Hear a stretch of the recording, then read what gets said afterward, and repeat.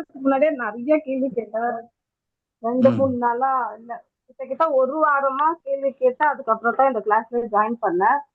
Join பண்ணி கொஞ்சம் அந்த ட்ரைனிங் எல்லாம் முடிச்ச உடனே நல்ல சேஞ்சஸ் எல்லாம் தெரிஞ்சுது. ஆக்சுவலா தெரிஞ்ச உடனே இந்த இஎஸ்டி டேப்பிங் பண்ண பண்ண ஒரு நாளும் எனக்கு மிராக்கெல்லாம் நடந்துட்டு சின்ன சின்ன விஷயம் கூட நம்மளுக்கு சக்சஸ்ஃபுல்லா நடத்த ஆரம்பிச்சுது. அதுக்கப்புறம் ஒரு ப்ராப்ளம் வந்தது சார். அப்ப நான் உங்ககிட்ட சொன்னேன், திருப்பி நீங்க அதுக்கு ரெமெடி சொன்னீங்க, அதுவும் கிளியர் பண்ணோம்.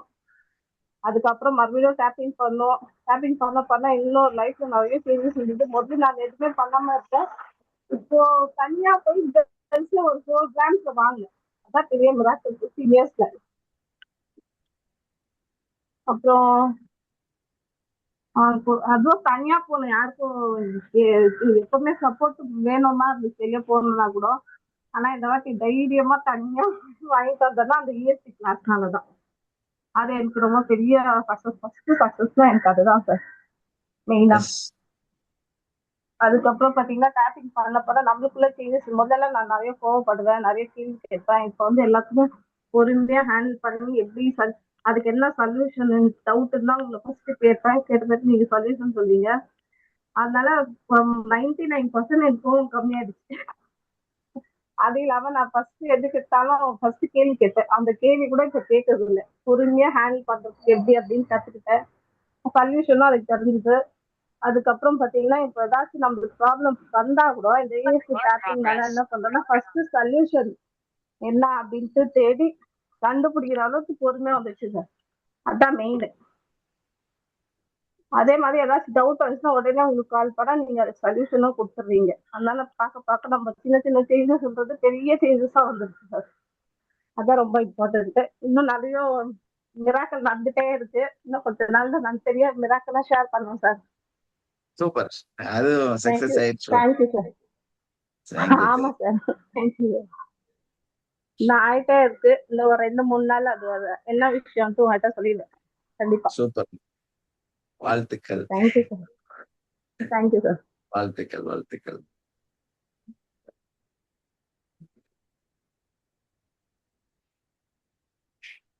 வேற வேற யாரு?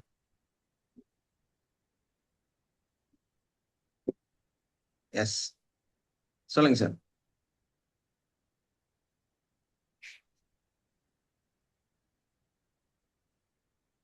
பழனிக்குமார்.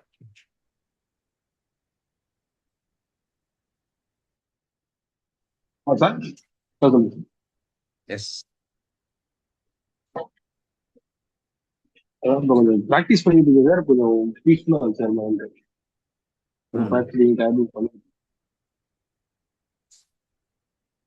கிளாஸஸ் எப்படி இருந்துச்சு? 12 நாள் எப்படி போச்சு? என்ன கத்துட்டீங்க? கிளாஸஸ் எக்ஸலண்டா இருந்துச்சு. எல்லா ப்ராப்ளமே நம்ம மைண்ட் செட் ஃபர்ஸ்ட் மாத்தணும். அடுத்தவங்க பிளேம் பண்றத விட நம்ம ப்ராப்ளத்துக்கு சொல்யூஷன் ஃபர்கிவ்னஸா சொல்யூஷன். நம்ம அடுத்தவங்களே பிளேம் நமக்கு நடந்துக்கிட்டா அவங்க தான் காரணம், இவங்க தான் காரணம். இந்த பிளேம் பண்ணி இந்த மைண்ட் செட் மாறி இருக்கு. எல்லாத்துக்குமே காரணம் நம்ம தான் ஃபர்ஸ்ட் அப்படி அண்டர்ஸ்டாண்ட் இருக்கு. அந்த என்ன நமக்கு நடக்க எல்லா விஷயத்துக்கான ஒரு மைண்ட் செட் தான். அந்த மைண்ட் செட் வந்து ஃபர்ஸ்ட் நம்ம மாற்றணும். இந்த பழைய ஒரு ஓல்டு மைண்ட் செட்லேயே இருந்து நம்ம எல்லாத்தையும் பார்த்துக்கிட்டோம் அந்த பிரச்சனைகள் தான் இருக்கு. அது வந்து வெளியும் தனியா டிஃப்ரெண்டா போயிருக்கு.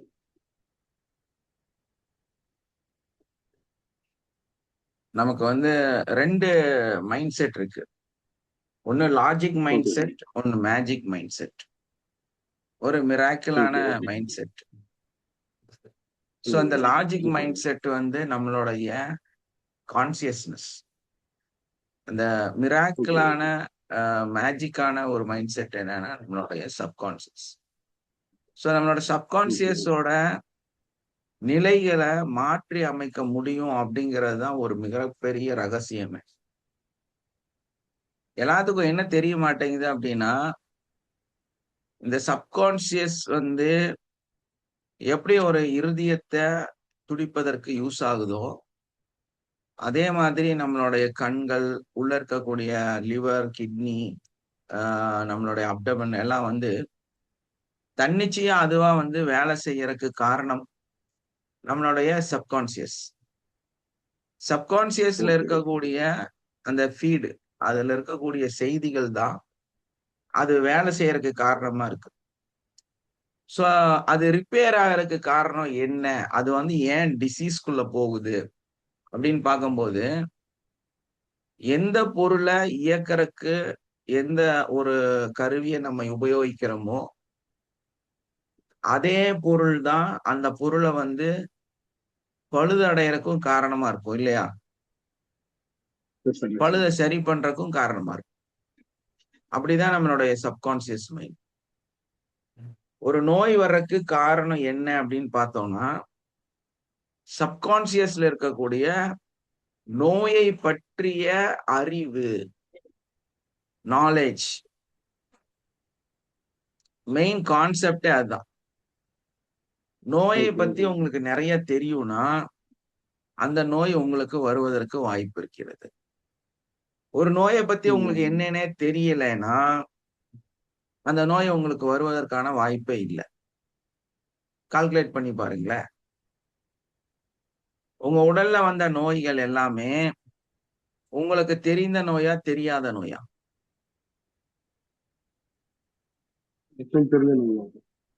ஏன் தெரிஞ்ச நோய் தான் வந்திருக்கு,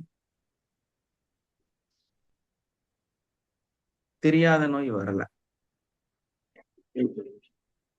சோ அப்படி பார்த்தோம்னா இந்த COVID-19 இல்லையா,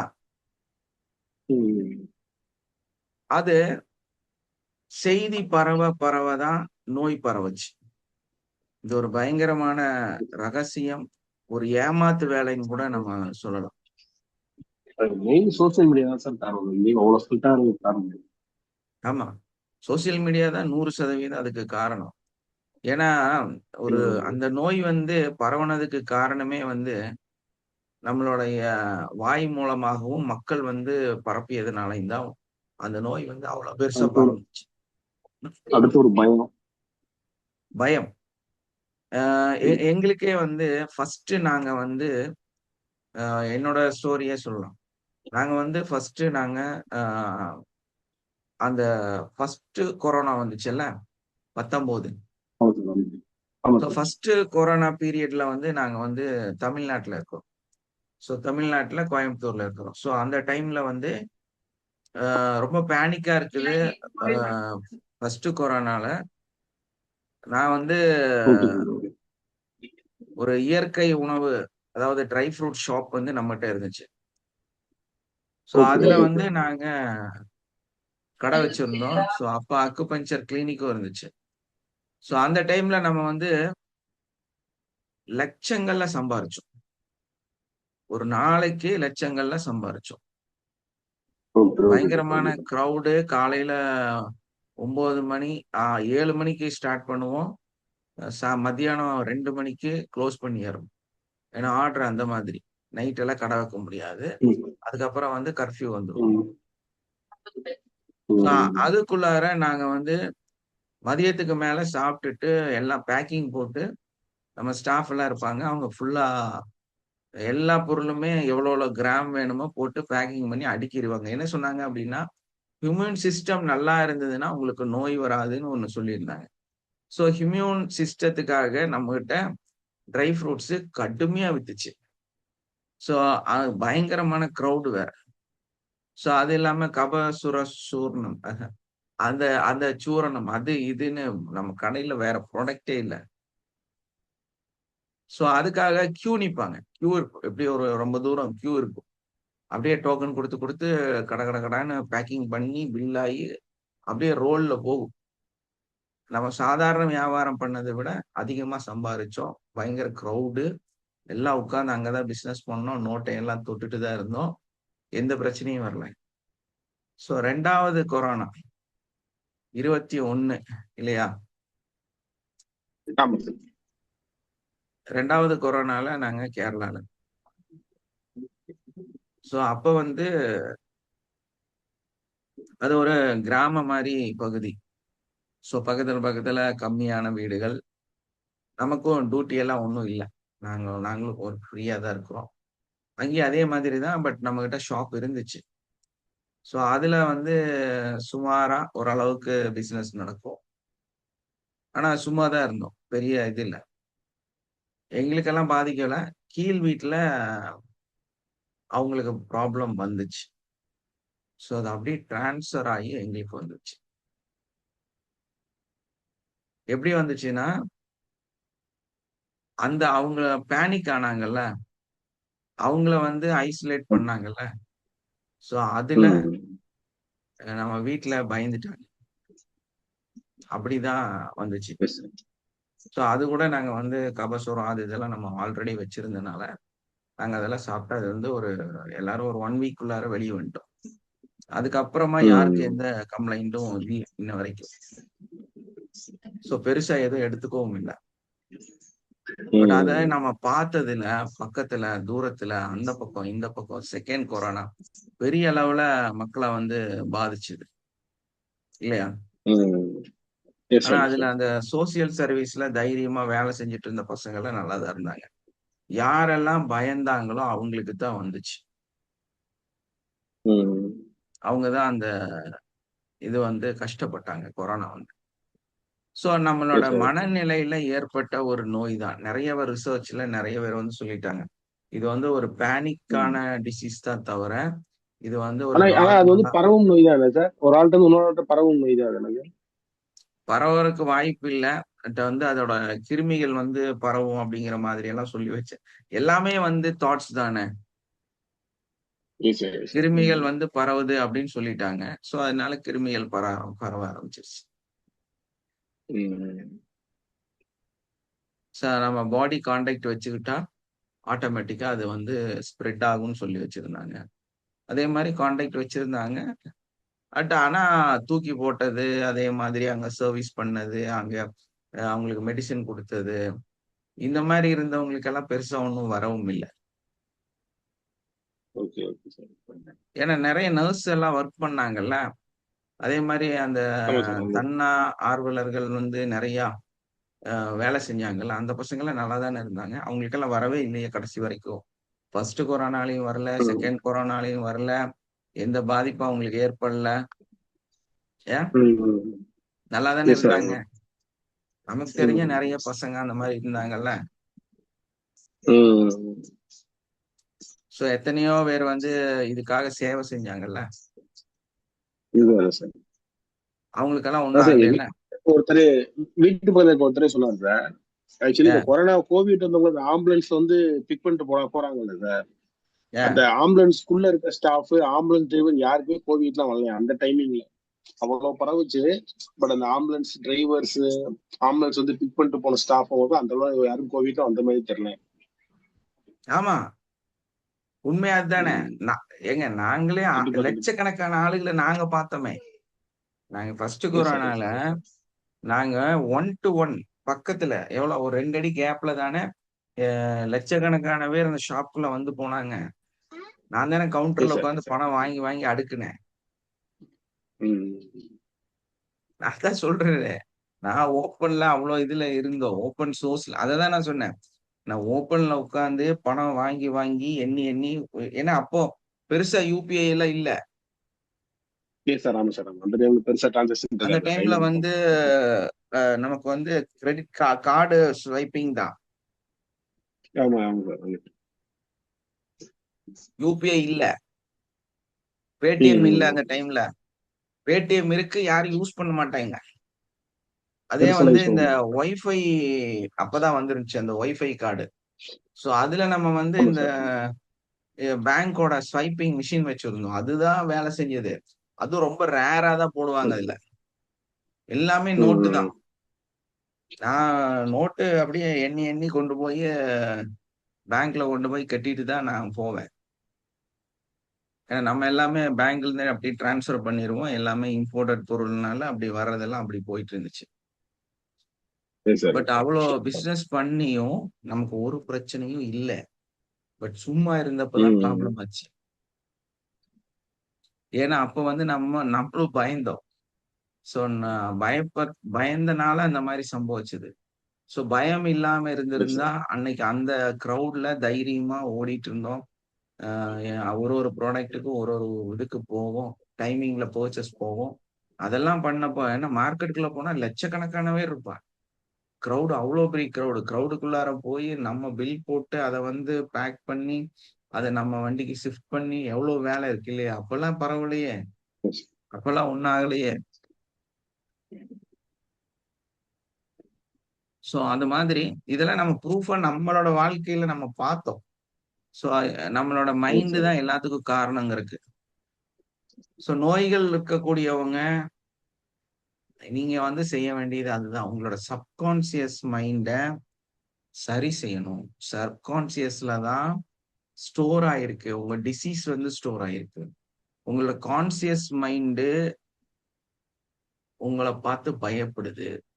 சோ நம்ம கான்சியஸ் மூலமாக சப்கான்சியஸ வந்து கண்ட்ரோல் பண்ணும்போது, அதை சரிப்படுத்தும் போது முழுமையா நம்ம நோயிலிருந்து வெளியே வர முடியும். இப்ப என்னெல்லாம் வந்து டிசீஸ்ல நீங்க கஷ்டப்பட்டுட்டு இருக்கிறீங்களோ, உங்களுக்கு ப்ராப்ளமா இருக்குதோ, நீங்க வந்து செய்ய வேண்டியது அதுதான். புரியுதுங்களா?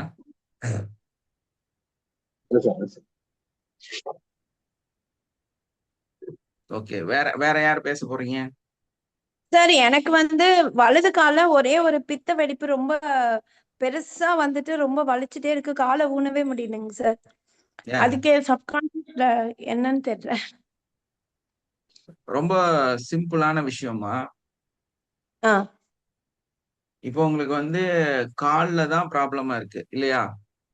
ஆமா சார். பாதத்துல பின்னாடி பெருசா அந்த ஹீல் இருக்கும்ல சார், அந்த இடத்துல. ம். இது வந்து பித்த வெடிப்பு அப்படின்னு நீங்க வந்து ஃபீல் ஆகுறீங்க. ஆமா சார். சரி. இப்போ நம்ம ம். இந்த நோயை பத்தி அறிவு உங்களுக்கு இருக்கு இல்லையா? அது வந்த நாலேஜ் இருக்கு. பிறகு அதை பார்த்த பிறகு தெரிஞ்சிச்சு இது நமக்கு வந்திருக்குன்னு. ஒரு எஸ் மாசமா இருக்கு சார். S S. இப்போ என்னோட கால்ல இருக்கக்கூடிய அந்த வெடிப்பு அப்படிங்கிறத நீங்க ஏத்துக்கணும். ஆ ஆ ஆ ஃபர்ஸ்ட் நம்ம அதை வந்து accept. அக்செப்ட் பண்ணிட்டு ஆ இதுக்கான காரணத்தை நம்ம செக் பண்ணி பார்க்கணும். நமக்கு எங்கேயாவது வெளியே போறது வர்றது இல்லைன்னா வந்து வேற ஏதாவது சிந்தனைகள் இல்ல வந்து சுத்தம் இல்லாம இருக்கிறது அந்த மாதிரி ஏதோ சம்திங் உங்களுக்குள்ளார மனசுக்குள்ள ஓடுதா அப்படின்னு ஆலோசனை பண்ணி பார்க்கணும். சுத்தம் இல்ல சார். வீட்டை வந்து கிளீன் பண்ணணும்னா டைம் வேஸ்ட் ஆயிடும்னு சொல்லிட்டு நான் கிளீன் பண்ணாமலே வச்சிருக்கேன். ஆஹ் அப்ப என்னன்னா இத நீங்க செய்யணும்னு நீங்க ஏதோ ம். கரெக்ஷன் மனசுக்குள்ள ஓட்டிட்டு இருக்கிறீங்க. ஆமா ஆமா கண்டிப்பா. ஏன்னா உங்க காலை நல்லா தேய்ச்சு கழுவி சுத்தம் பண்ணா இந்த பித்த ம். வெடிப்பு வந்து ஒரு வாரத்துல சரியாயிடும். ஆமா அந்த ஸ்க்ரப்பர் வச்சு தேய்ச்சிட்டே இருந்தா போதும், சாஃப்ட் ஆயிரும். அப்போ ஆமா அதே சார். மாதிரி தான் நீங்க இருக்கிற இடத்த முழுசா கிளீன் பண்ணி அந்த ரெடி பண்ணும்போது ஆட்டோமேட்டிக்கா அது அழகாயிரும். நீங்க நீங்களும் உங்க காலும் அழகாயிரும். அத பத்தி ஏதோ ஒரு சிந்தனை உள்ள ஓடிட்டே இருக்கு, உங்களுக்கு டிஸ்டர்ப் ஆயிட்டே இருக்கு. இருக்கு சார். வீட்டை நீட்டா வைக்கணும்னு தோணுது. ஆனா வந்து டைமே கிடைக்க மாட்டேங்குது சார். இல்ல அதுக்கு தான் நீங்க ஏதாவது ஆளை போட்டாவது கிளீன் பண்ணிருங்க. உங்க உங்க மைண்டு அததான் ஆ ரிஃப்ளெக்ட் பண்ணுது. ஆ ஆ ஆ கரெக்ட். ஏன்னா நீங்க கால் வைக்கிற இடத்துல உங்க மனசு சொல்லுது கிளீன் பண்ணுன்னு. அப்போ உங்க கால் கிளீன் இல்லாம போயிடுச்சு. கரெக்டா இருக்கு சார். கரெக்டா சார். எஸ், அவ்வளவுதான். எல்லாம் நம்ம மைண்ட் தான். தேங்க்யூ. சம்திங் ஓடிக்கிட்டே இருக்கு உள்ளார. ஆமா வீடு கிளீன் பண்ணணும்னு உள்ள 100 நொடிக்கு 100 தரோன்னு சொல்லுவாங்களே சார். அது மாதிரி ஒரு ஒரு செகண்ட் ஒரு 100 வாட்டி ஓடுது. ஆனா நான் அதை வந்து பயப்படுறேன். நான் டைம் போயிடும். டைமே இல்ல. இப்ப நான் ஊருக்கு வேற கிளம்பணும் நைட்டு. மார்னிங் டியூட்டிக்கு வேற ஜாயின் பண்ணிட்டேன். 50 நாள் கழிச்சு அவங்க எதுவுமே சொல்லல. ஜாயின் பண்ணிக்கிட்டாங்க. என்ன நடக்க போகுது தெரியலைங்க சார். ஓ, நீங்க அந்த டெல்லி எல்லாம் போய் வந்துட்டீங்க. டெல்லி ஆமா சார். சார் 4 மாசம் சம்பளம் ஒரு 2 நாள் முன்னாடி போட்டிருக்காங்க சார். சூப்பர்மா, சூப்பர், வேற லெவல். இன்னும் 2.5 இயர்ஸோட சம்பளம் வந்து வரணும். வந்துரும் அதெல்லாம் வந்துரும், ஒண்ணும் கவலைப்படாதீங்க. Okay sir. நீங்க கரெக்டா ஆனா பிராக்டிஸ் கரெக்டா பண்ணிட்டு அதுக்கான செலவு கரெக்டா இருக்கு. ஆனா அந்த அந்த செலவை சீக்கிரம் ஈடுபடுத்தணும். ஈடு கொடுக்கணும். அதுக்காக சீக்கிரம் வரணும்னு இப்பதான் தோணுது சார். முன்னாடி என்ன தோணுச்சுன்னா நம்ம எங்க வேலையே பாக்குறது இல்ல, நமக்கு போய் சம்பளம் கொடுக்குறாங்க அப்படின்னு ஒரு தாட் இருந்தது. இப்ப வந்து அதனாலதான் இல்ல தரல. எஸ். சார் எல்லாம் ஜாலியா இருக்குது சார். ஒவ்வொரு பேஷண்ட பார்க்கும் போதும் வேலையாவே தெரியல சார். அப்ப வந்து நம்ம வந்து சும்மா ஜாலியா இருக்கோம். நம்ம எங்க வேலையா பாக்குறோம், நமக்கு போய் இவ்வளவு சம்பளம் கொடுக்குறாங்க அப்படின்னு தோணுச்சு. அதோட அவ்வளவுதான், சம்பளமே வரல சார் 2 வருஷம். இப்ப அது தேவை கமிட்மெண்ட்டை உருவாக்குனீங்கன்னா ஆட்டோமேட்டிக்கா அந்த பணம் உங்க கைக்கு வந்துடும். கமிட்மெண்ட் உருவாயிடுச்சு சார். மவுண்ட் ஆபுல வந்து நாங்க வந்து 4 மாடி கட்டடம் கட்டிட்டோம். ஒரு வீடு வாங்கியாச்சு. சூப்பர். அதுக்குரிய இது வந்து லோன் தான். அதனால இது ஃபுல்லா அதுல போயிடும். பட் வந்து அது சீக்கிரம் வரணுமேன்னு மனசு ஆசைப்படுது. அதான் கமிட்மெண்ட் ஆயிருச்சுல்ல, ஆமா ஆமா ஆட்டோமேட்டிக்கா அடுத்தடுத்து ப்ராசஸ் ஆகும்ல. வந்துட்டே அது இருக்கு. அதனாலதான் சொல்றது. நம்ம நினைச்சிட்டு இருக்கிறோம் எல்லாமே சும்மா அப்படி நமக்கு கைக்கு வரும். அதே மாதிரி வந்து நமக்கு கடன் இருக்காது, பிரச்சனை இருக்காது. ஆக்சுவலா நீங்க கடன் வாங்கினாதான் உங்களுக்கு அந்த ஒரு ஆமா கமிட்மெண்ட் வந்தாதான் பணமே உங்களை தேடி வரும். கண்டிப்பா சார், ஏன்னா கண்டிப்பா. பணங்கிறது எடுத்து அடுக்கி வைக்கிற பொருள் கிடையாது. It's a flow. ம் அது ஒரு மாதிரி flow. ரோலிங் ஆகிற சர்க்கிள் அது. ம் சோ அத போய் நம்ம வந்து ஒரு பாக்ஸ்குள்ள போட்டு அடைச்சு வைக்கணுங்கிற அடிப்படையில நம்ம இருந்தோம்னா நமக்கு வந்து அந்த ம் பணத்தோட ஃப்ளோவே கிடைக்கவே கிடைக்காது. ஆ நம்ம என்ன நினைச்சிட்டு இருக்கிறோம் அப்படின்னா கடனாளி ஆகிறோம்னு நினைச்சிட்டு இருக்கிறோம். அப்படி இல்ல அது. ம் அந்த பணம் உங்கள்ட்ட வந்து போறதுக்கான ஒரு சூழ்நிலையை அது ஏற்படுத்துதுங்கிறது தான் உண்மை.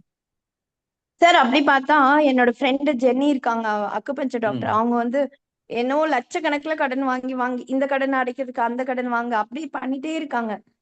அவங்களுக்கு எப்பதான் அது முடியும்னு தெரியல. வாழ்நாள் ஃபுல்லா அப்படிதான் இருக்காங்க சார். எனக்கு தெரிஞ்சு 10 வருஷமா அப்படிதான் இருக்காங்க. அது வெரி ஆனா சிம்பிள்மா. அவங்க நல்லா வேலை பார்க்கறாங்க, நல்லா உழைக்கிறாங்க, நிறைய பேஷண்ட் பாக்குறாங்க, நல்ல திறமைசாலி, ரொம்ப நல்ல மனசு அவங்களுக்கு, எல்லாரையும் நல்லா இருக்கணும்ட்டு இங்கதான் ரொம்ப சுத்தமா இருக்காங்க இல்ல சார். இங்கதான் அந்த கிரேட் வேரியன்ட். அதாவது கிரேட். இதெல்லாம் அவங்க ப்ராசஸ் எல்லாம் கரெக்ட் தான். ம் இங்க வந்து நம்ம என்ன சொல்றோம் அப்படின்னா இந்த rich and poor and middle இந்த மைண்ட் செட். கான்செப்ட் வந்து மாத்தும். ம் இப்ப அவங்கள்ட்ட பணம் வருது, செலவு பண்றாங்கங்கிறது ஒண்ணு இருந்தாலும் அவங்க ம் அவங்கள வந்து எப்படி கிரேட் பண்ணிட்டாங்கங்கிறது ரொம்ப முக்கியம். ம் ம் இப்போ நம்ம கடன்காரங்களுக்கு கடன் கொடுக்கறோம், வாங்குறோம், அதெல்லாம் செய்யறோங்கிறது வேற. அதே ம் டைம்ல உங்களை நீங்க எப்படி வச்சுக்கிட்டு உங்க லைஃப் ஸ்டைல் நீங்க எப்படி வாழ்றீங்கிறது இருக்கும். ம் ஏன்னா உங்களுக்கு ஒரு 5 கோடிய 10 கோடிய வச்சு வாழ்றதுக்கான தகுதியும் தகுதி, நிலையிலையும் நீங்க இருக்கிறீங்களாங்கிறது ரொம்ப முக்கியம். அதாவது நமக்கு அந்த தகுதி இருக்குன்னு நம்ம நம்பணும், அப்படி சொல்ல வரீங்க? நம்பணும், அதுக்கான செலவுகள் செய்யணும், அந்த இடத்துல செலக்ட் நம்ம செய்யணும். வாழணும். இப்போ நம்ம வந்து ஓகே சார். சம்பாதிக்கிறோம், நம்ம ஜென்ரலா 15 ரூபாய்க்கு ஒரு தோசை கிடைக்குது வாங்கி சாப்பிடுறோம்னா நான் அன்னைக்கே உங்களுக்கு அந்த கிளாஸ்ல சொல்லி கொடுத்த மாதிரிதான் மிடில் உங்களுக்கு மிடில் மொத்தமா மிடில் கிளாஸ். மிடில் ம் கிளாஸ் அந்த மைண்ட் செட்ல 45 ம் ரூபாய்க்கு ஒரு தோசை வாங்கினா உங்க வாழ்க்கை ம் வந்து மொத்தமாவே அதுக்குள்ள முடிஞ்சு போயிடும். ம் ஸோ அப்போ வாங்குறீங்க, கடன் கொடுக்குறீங்க, ரோலிங் ஆகுறீங்க, நல்லா இருக்கிறீங்க, எல்லாமே ஓடிட்டு இருக்கும். இந்த ம் 45 ரூபாய்ந்து மாறாது. இதான் ப்ராப்ளம். அவங்க ஏன் ம் 10 வருஷமா நல்லா சம்பாரிச்சு கடனாளியா இருக்காங்கன்னா அதான் காரணம். ஓகே. ஸோ மேபி இந்த இடத்துல அவங்களோட கிரேடை அதிகப்படுத்தி அவங்களுக்கு ஒரு தோசை 200 ரூபாய்க்கு தான் சாப்பிடுவாங்கங்கிற இடத்துக்கு வந்துட்டாங்கன்னா ஆட்டோமேட்டிக்கா ம் அவங்களோட தேவை 200ஆக மாறிடுச்சு. ஆமா. ஸோ இந்த பேக்ரவுண்டு இந்த கடனு கொடுக்கறது வாங்குறதெல்லாம் வந்து ஒரு ப்ராசஸ் தான். பட் அத ம் ம் ம் சேவிங்கும் இவங்களோட முன்னேற்றமும் என்னன்னு பார்க்கும்போது இவங்க இந்த 200 வேல்யூ இருக்கிறவங்களா மாறணும். அப்ப இவங்க இந்த ம் 200 ஓகே. வேல்யூக்குள்ளார வந்துட்டாங்கன்னா அந்த பணம் ம் செட்டில் ஆக ஆரம்பிச்சிடும். ஓகே. ஏன்னா அவங்க இவங்களுக்கு உங்ககிட்ட ஒரு கூட நல்ல பேசிட்டாங்க, உங்க குரூப்ல கூட ஜாயின் ஆயிருக்காங்க, அப்புறம் போயிட்டாங்க. ஐயோ இவ்வளவு பணம் அப்படின்னு கட்ட முடியாது பாத்தீங்களா சொல்லிட்டு ஓடி ஃபீல் போயிட்டாங்க. இவ்வளவு அதான் பணம்னு ஃபீல் அவங்களுக்கு ஃபீல். தோணுச்சு பாத்தீங்களா? நிறைய பணம் ம் சம்பாதிக்கிறாங்க, செலவு பண்றாங்க, ஆமா ரோல் பண்றாங்க, எல்லாம் பண்றாங்க. ஐயோ ஆமா. இவ்வளவு பணம் அப்படின்னு நினைச்சாங்கல்ல, ம் அதனாலதான் அவங்க ஆமா. ஏழையாவே இருக்கிறாங்க. எக்ஸாக்ட்லி. இன்னும் அவங்க ஏழையா தான் இருப்பாங்க. அந்த மைண்ட் செட் மாறுற வரைக்கும் அந்த மைண்ட் செட்ல இருந்து வெளியே வந்து பணம் வந்து ஒரு எப்படி விஷயம் அவங்க இல்ல. மனசுக்குள்ள போய் மைண்ட் நம்மளால மாத்தவே முடியலையே, நம்ம என்ன பண்ணாலும் மாற மாட்டாங்களே. ஏன்னா அந்த அவங்க வருஷக்கணக்கா அதனாலதான் பாத்துட்டு இருக்கேன். ம் அதனாலதான் அவங்க அது கஷ்டப்பட்டுக்கிட்டே இருக்கிறாங்க. இந்த ம் புரிதல் வந்து நம்ம தைரியமா அந்த அமௌண்ட்டை செலவு பண்ணும்போதுதான் அந்த பணம் நம்மள ம் அட்ராக்ட் ஆக ஆரம்பிக்குது. ஓகே ஆரம்பிக்கும் சார். போதுதான் ஏன்னா ஒரு கூரையில பிளாஸ்டிக் கவர்ல தூங்குறவனுக்கு எவ்வளவுதான் பணம் சம்பாரிச்சு ரோல் பண்ணாலும் அவன் கவர்ல தான் போய் தூங்க போறான். அவனுக்கு எதுக்கு 2 கோடிக்கு வீடு? ஆமா, அப்ப அந்த பிரபஞ்ச சக்தி உங்களுக்கு தரவே தராது. ஆனா தராது. அவங்கள்ட்ட ஓகே. பணம் ரோல்ல இருக்கும், கையில வரும். அவனும் அதே தான் செய்வான். ஆகாது. காலையில எந்திரிப்பான், 3000 சம்பாதிப்பான். நீங்க எல்லாம் ஒரு 90,000 சம்பாதிக்கிறதுக்கு மல்லு கட்டுவீங்க. அவன் சிம்பிளா 3000 சம்பாரிச்சிருவான். ஆனா அவன் என்ன பண்ணுவான்? போய் நல்லா டோஸ் அடிப்பான், ஹோட்டல்லயே சாப்பிடுவான், அது ரோட்டு கடையிலேயே சாப்பிடுவான், அந்த கவர்ல போய் படுத்து தூங்கிடுவான். இல்லைன்னா இதை அடிச்சிட்டு ஒரு கொஞ்சம் காசு ஏத்தி வச்சு எங்கேயாவது ரோட்ல தொலைச்சிட்டு போயிடுவான். இந்த ஒரு இதெல்லாம் அவங்க பழமொழி கூட சொல்லுவாங்கல்ல சார், உலகத்துல எல்லாருக்கும் லாட்டரி அடிச்சதுன்னா கொஞ்ச நாள் கழிச்சு பார்த்தா முன்னாடி பணக்காரங்க மறுபடியும் பணக்காரங்க தான் இருப்பாங்க, முன்னாடி ஏழையா இருந்தவங்க அதே ஏழையா தான் இருப்பாங்கன்னு சொல்லுவாங்க. அதெல்லாம் மாறாது. ஏன்னா அது அப்படிதான். அவனுக்கு ஆமா. 3000 இல்ல, டெய்லி 5000 ரூபாய் கொடுத்தீங்கன்னா கூட நீங்க ஜென்ரலா நீங்களே சிந்திச்சு பாருங்க. இந்த லாரியில இருந்து மூட்டையெல்லாம் இறக்குறாங்கல்ல, அவங்களுக்கு ஒரு நாளைக்கு கூலி எவ்வளவு இருக்கும்னு நினைக்கிறீங்க? ஒரு நாளைக்கு 1000 ரூபாய். ஐ மீன் 5000 மணிக்கணக்குல ரூபாய். அவங்க கேட்பாங்க. மணிக்கணக்குல 5000 1000 ரூபாய் பத்தரேன் கேட்பாங்க. மணிக்கணக்குல ஆமா ஆமா மணிக்கணக்குல காசு வாங்குவாங்க. ஆமா சார். ஒரு தடவை கொரோனா டைம்ல, சாரி கொரோனா இல்ல, நிறைய மழை வெள்ளம் வந்தப்ப என்னோட பெட்ஷீட் எல்லாமே நனைஞ்சிருச்சு. அப்ப அது மாதிரி ஒரு பர்சன் எடுத்து கூட்டு துவைச்சு தர சொன்னப்போ அவங்க மணிக்கு 300 ரூபான்னு சொன்னாங்க. அப்படிதான். ஆஹ் அப்ப அவங்களோட வேல்யூ பாருங்க. 10 மணி நேரம் வேலை செஞ்சா 3000 ரூபாய் 10,000 சம்பளம். 3000 ரூபாய். ஓகே. பட் அந்த 3000 ரூபாய் வாங்கினால அவன் வந்து மாசமான 90,000 ரூபாய் ஆச்சு. இந்த காசுனால அவங்க நல்லாயிட்டாங்களான்னு கேட்டா, நீங்க 10 வருஷம் இல்ல, 50 வருஷம் இல்ல, அவங்க ஒரு தலைமுறை இல்ல, 2 தலைமுறை ஆனாலும் அவங்க அப்படியே தான் இருப்பாங்க. ஓகே.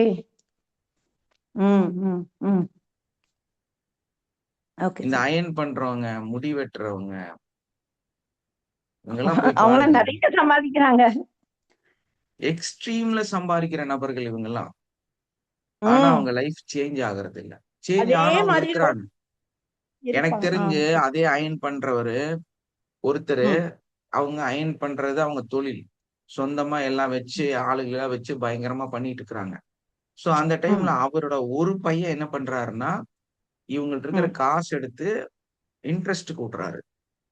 சோ அவர் என்ன பண்ணிக்கிறாரு அப்படின்னா, இந்த கையில வந்து ஒரு பிரேஸ்லெட் ஒரு 10 பவுன்ல, கழுத்துல ஒரு செயின் 5 பவுன்ல, 5 10 பவுன்ல, மோதிரம் எல்லா விரல்லயும், பைக் நல்ல ஒரு பைக் வச்சுட்டு அப்படியே ஜம்முன்னு சுத்துறாரு பாருங்க. இப்போ அந்த ஃபேமிலி பணம் படைத்தவராக ஒரு செட்டில்குள்ளார போறாங்க. என்ன நடந்துச்சு? இவரு அதே மாதிரி அவங்க அப்பா மாதிரி அயன் பண்ணாம கையில மோதிரத்தை எல்லாம் வாங்கி போட்டுக்கிட்டு செயின் போட்டுட்டு ஒரு லைஃப் ஸ்டைல் சேஞ்ச் பண்றாரு. புரியுதா உங்களுக்கு? பையன் பையன் பையன் ட்ரெஸ் கோட் மாத்தினாரு, அவரோட ஸ்டைல் மாத்தினாரு. அவரு பண்ற அந்த இதுல வந்து ஏன்னா இதுல இவருக்கே நமக்கு 3000 4000 சம்பாதிக்கிறது நமக்கே தெரியும். எப்போன்னு கேட்டீங்கன்னா, ஒரு பவுன் 2000 4000 விற்கும் போது இவங்க ஒரு நாளைக்கு 5000 10,000 சம்பாரிச்சாங்க. கால்குலேட் பண்ணி பாருங்களேன். ஒரு துணிக்கு நமக்கு அன்னைக்கே வந்து 6 ரூபாய் 7 ரூபாய் ஒரு 5 ரூபாய் இருந்துச்சு. எப்போ ஒரு 10 15 வருஷத்துக்கு முன்னாடி ஒரு செட்டுக்கு 10 ரூபாய் இருந்துச்சு. ஒரு நாளைக்கு 100 செட் எல்லாம் அவங்க தேய்ச்சிருவாங்க. நம்ம வீட்டுல இருந்தே 28 செட்டு 30 செட்டு போகும். 200 ரூபாய் 250 ரூபாய் நம்ம கொடுப்போம் டெய்லியும். மாசத்துக்கு நம்ம வீட்டுல இருந்தே 8000 10,000 போயிட்டு இருந்துச்சு. அப்ப எத்தனை பேர் வீட்டுல இருந்து எத்தனை இது மாதிரி மழை மாதிரி குமிஞ்சு கிடக்கும். 2 பேர் அம்மாவும் அப்பாவும் 2 பேர் சேர்ந்து அயன் பண்ணிட்டே இருப்பாங்க. பசங்க பிள்ளைங்க படிச்சுட்டு இருந்தாங்க. அதுக்கப்புறம் ஒருத்தர் வந்து இந்த பையன் ஒரு பையன் மட்டும் இப்படி சின்னதா ஸ்டார்ட் பண்ணி 5000 ரூபாய் 2000 ரூபான்னு கொடுக்க ஆரம்பிச்சாங்க. இன்னைக்கு அவங்க பெரிய கோடீஸ்வரராகவே மாறிட்டாங்க. புரியுதுங்க சார். இப்ப சேஞ்ச் ஆனது அவங்க அப்பா அம்மா கிடையாது. அந்த பையனுடைய அந்த ஒரே ஒரு ஸ்டைல், லைஃப் ஸ்டைல் அவனை வந்து மாத்திக்கிட்டான். இதேதான். இப்ப இவங்க நீங்க சொன்ன அந்த அக்குபஞ்சர் டாக்டர் வந்து அவங்க மைண்ட் செட்டை மாத்தல. இன்னும் அந்த புவர்னஸ்குள்ளதான் இருக்கிறாங்க. என்னதான் பணம் வந்தாலும், என்னதான் காசு வந்தாலும், அந்த திரும்ப நீங்க அதே இதுக்குள்ள இருந்தீங்கன்னா நீங்க மாற மாட்டீங்க. நிறைய சொல்லுவாங்க சார். நீங்க தான் என்னை ஒரு தடவை பெரிய விஷயத்துல இருந்து காப்பாத்துவீங்க. நீங்க போன் அடிக்கும் போதெல்லாம் எனக்கு குட் சகுனம் அப்படி இப்படின்னா சொல்லுவாங்க. ஆனா சொல்றத மட்டும் கேட்க மாட்டாங்க இந்த விஷயத்துல. அதான். ஏன்னா அப்ப அவங்க அவங்க எக்கோ ஹீலிங் பண்ணா ஒரு வேளை மாறிடலாம்ல சார்? கண்டிப்பா மாறுவாங்க. அவங்களோட எக்கோக்கு வந்து நம்ம ஹீலிங் தான் கொஞ்சம் ஓகே கொஞ்சமா அவங்க ஓகே சார். மூளையில கொஞ்சம் சிந்தனைகள் வந்து உதிக்க ஆரம்பிக்கும். Very good. Okay sir. Okay sir. So அதனால சேஞ்சஸ் தனித்தனியா பண்ணுவாங்க சார் எக்கோ ஹீலிங். அந்த நேத்து சொன்னேன்ல சார் ருமட்டாய்டு ஆர்த்ரைட்டிஸ் அவங்களுக்கு தனியா, ஆமா இவங்களுக்கு தனித்தனியா கொடுக்கணும். ஆமா தனித்தனியா தான் பண்ணணும். ஏன்னா ஒன்னா பண்றனால ஒண்ணு வந்து ஆ நம்ம மிக்ஸ். மூளை வந்து அடிக்கடி கனவு காண ஆரம்பிச்சோம். ஓ சோ அதனால கனவு நாம இப்படி ஒருத்தருக்கு பண்ணிட்டு இருக்கும்போது டக்குன்னு இது 2 பேத்துக்கு சேர்ந்து பண்ணும்போது இவங்களும் அவங்களும் ம் மிக்ஸ் ஆயிருவாங்க. நம்ம ஆளு 2ஐயும் சேர்த்து குழப்பிடுவாரு. Okay sir. Okay sir. ஏன்னா நீங்க என்ன பண்றீங்க? கண்ணை மூடி அமைதியா உட்கார்ந்து அப்படியே வந்து பார்த்துட்டு இருக்கிறீங்க இல்லையா? சோ அந்த ம் டைம்ல என்ன ஆகும்? உங்கள அறியாமையே நீங்க ஒரு கனவுக்குள்ளார போயிருவீங்க. உங்க உங்க லேப்ஸ் ஆயிடும். சப்கான்சியஸ் வந்து ஆக்டிவேட் ஆகுது அவ்வளவுதான். அது எங்கேயாவது ஓடி ம் போயிரும். ஆ ஆ அப்ப என்ன ஆகும்னா நம்ம பிரெயின் கன்ஃபியூஸ் ஆயிரும். ம் சோ அதனாலதான் எக்ஸாக்ட்லி. நம்ம ஓகே. சொல்றது நீங்க வந்து ஒரு டேப்பிங் குடுக்குறீங்களா? இண்டிவிஜுவலா ம் குடுங்க. ஒருத்தருக்கு குடுத்துட்டு அதுக்கப்புறம் இன்னொருத்தருக்கு குடுங்க. நானெல்லாம் ஓகே ஒரு ஒர்க் ஓகே எடுத்தேன்னா ஒருத்தருக்கு முடிச்சுட்டு அதுக்கப்புறம் தான் ம் அடுத்தவங்களுக்கு நம்ம செய்யக்கூடியவர்கள் இருக்கிறோம். Okay sir. ஏன்னா அப்ப வெயிட்டிங் லிஸ்ட்ல போட்டு நிறைய பேர் இருக்காங்க. ஒருத்தரா ஆமா. கொடுத்துருங்க. ஏன்னா இன்னொன்னு ஓகே. என்னன்னா ஒருத்தருக்கு ஒரு தடவை பண்ணா போதுமானது. ஏன்னா ஆ நம்மளோட சிஸ்டம் வந்து ஒரு தடவை சக்சஸ் ஆயிருச்சுன்னா திரும்ப ரிப்பீட் ம் வர்றதே கிடையாது. திரும்ப அதோட ஓ வாண்டட் வர்றதே இல்ல. Okay sir.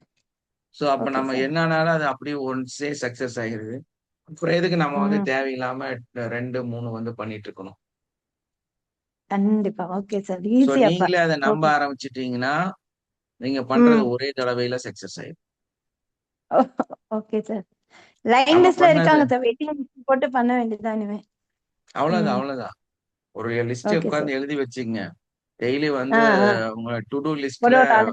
ஆட் பண்ணிக்கங்க. ஆ அப்பப்போ ஓகே உட்கார்ந்து சார். ஒருத்தரா ஒர்க் அவுட் பண்ணிட்டே போயிட்டே இருக்கலாம்.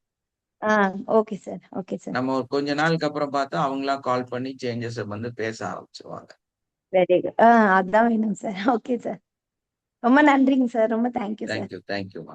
ஆ ஓகேங்க சார். தேங்க்யூ.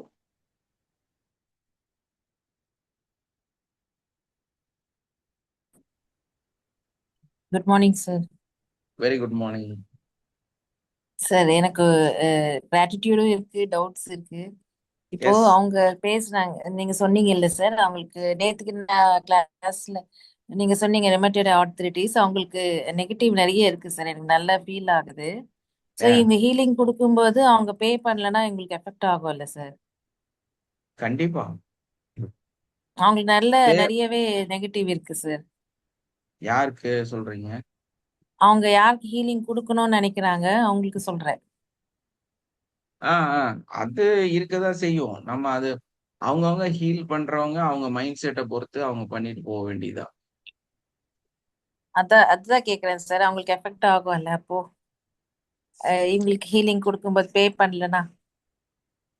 இல்ல அதுல இன்னொரு விஷயம் இருக்குது.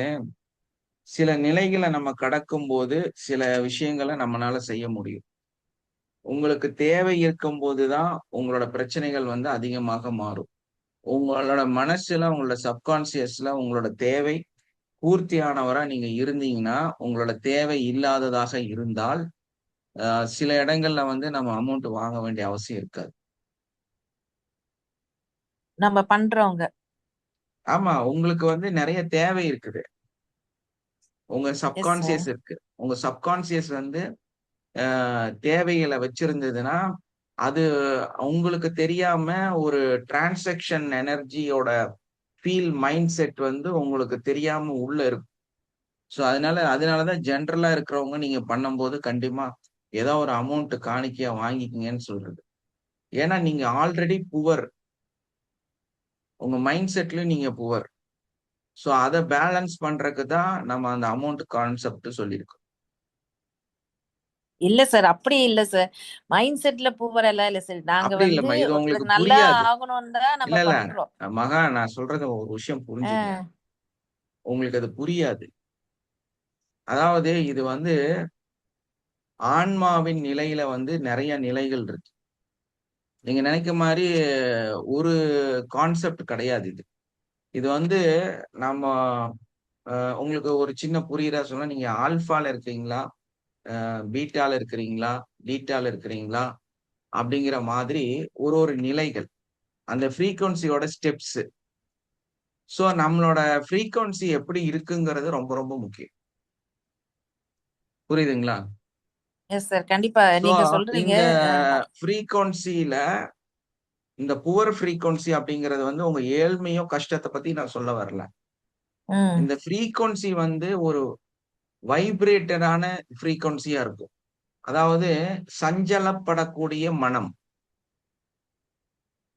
புரியுதுங்களா? அப்ப கரெக்ட் இதுல சார். வந்து சில நிலைகள் வந்து நம்ம வந்து கடக்கணும். அந்த பற்றற்ற நிலைன்னெல்லாம் சொல்றோம்ல, எஸ் அந்த சார், கண்டிப்பா சார். நிலைக்குள்ளார வரக்கு சில விஷயமெல்லாம் இருக்குது. அதுக்கு நம்ம வந்து அந்த இடத்துல வாழக்கூடியவர்களா இருக்கணும். இவங்களுக்கு ஏன் நான் அந்த சஜஷன் குடுக்கலைன்னா, அவங்களுக்கு அவங்கள பொறுத்தவரையிலும் ஒரு வெல் செட்டில்டாவும், அதே டைம்ல வந்து பணத்த பத்தி அதிக தேவை இல்லாதவங்களாவும் இருக்கிறாங்க. அதே மாதிரி இங்க இந்த பூமியில இருக்கக்கூடிய வாழ்க்கைய அடாப்ட் பண்ணாதவங்களாவும் இருக்கிறாங்க. அவங்களோட வாழ்க்கை முறை வந்து வேற. உங்க வாழ்க்கை முறை வந்து வேற. சோ அதனால சில தியாகங்களையும் சாக்ரிஃபைஸ் பண்ணி வாழ்றவங்களுக்கும், நல்லடியார்களுக்கும், மகான்மார்களுக்கும், மனிதர்களுக்கும் வித்தியாசம் இருக்கு. புரியுதுங்களா? எல்லாத்துக்கும் எல்லாமே ஒத்து போகாது. ஒரு விஷயம் நம்ம சொல்றோம்னா, அது எல்லாத்துக்கும் எல்லாம் கிடையாது. அது ஒரு மனிதனுக்குமே ஒரு நிலையிலுமே மாற்றங்கள் இருக்கும். அது உங்களோட ஃப்ரீக்வன்சிய பொறுத்து இருக்குது. புரியுதுங்களா? ஓகே சார், புரியுது சார். எனக்கு நான் வந்து வாங்குறது தான் சார். கண்டிப்பா நான் எனக்கு சொல்லல சார். மத்தவங்களுக்கு தான் கேட்டேன். நான் ஜென்ரலா நான் வந்து இல்ல வாங்குறேன் அததான் தாராளமா சொல்றேன். நான்.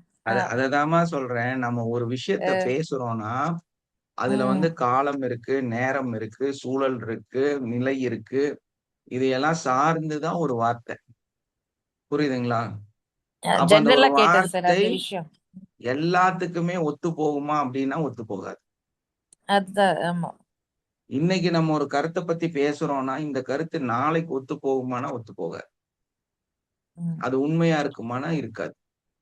ஏன்னா இந்த பூமி எப்படி சுத்திட்டு இருக்குதோ அதே மாதிரி எல்லாமே சுத்திட்டே தான் இருக்கும், மாறிட்டே தான் இருக்கும்.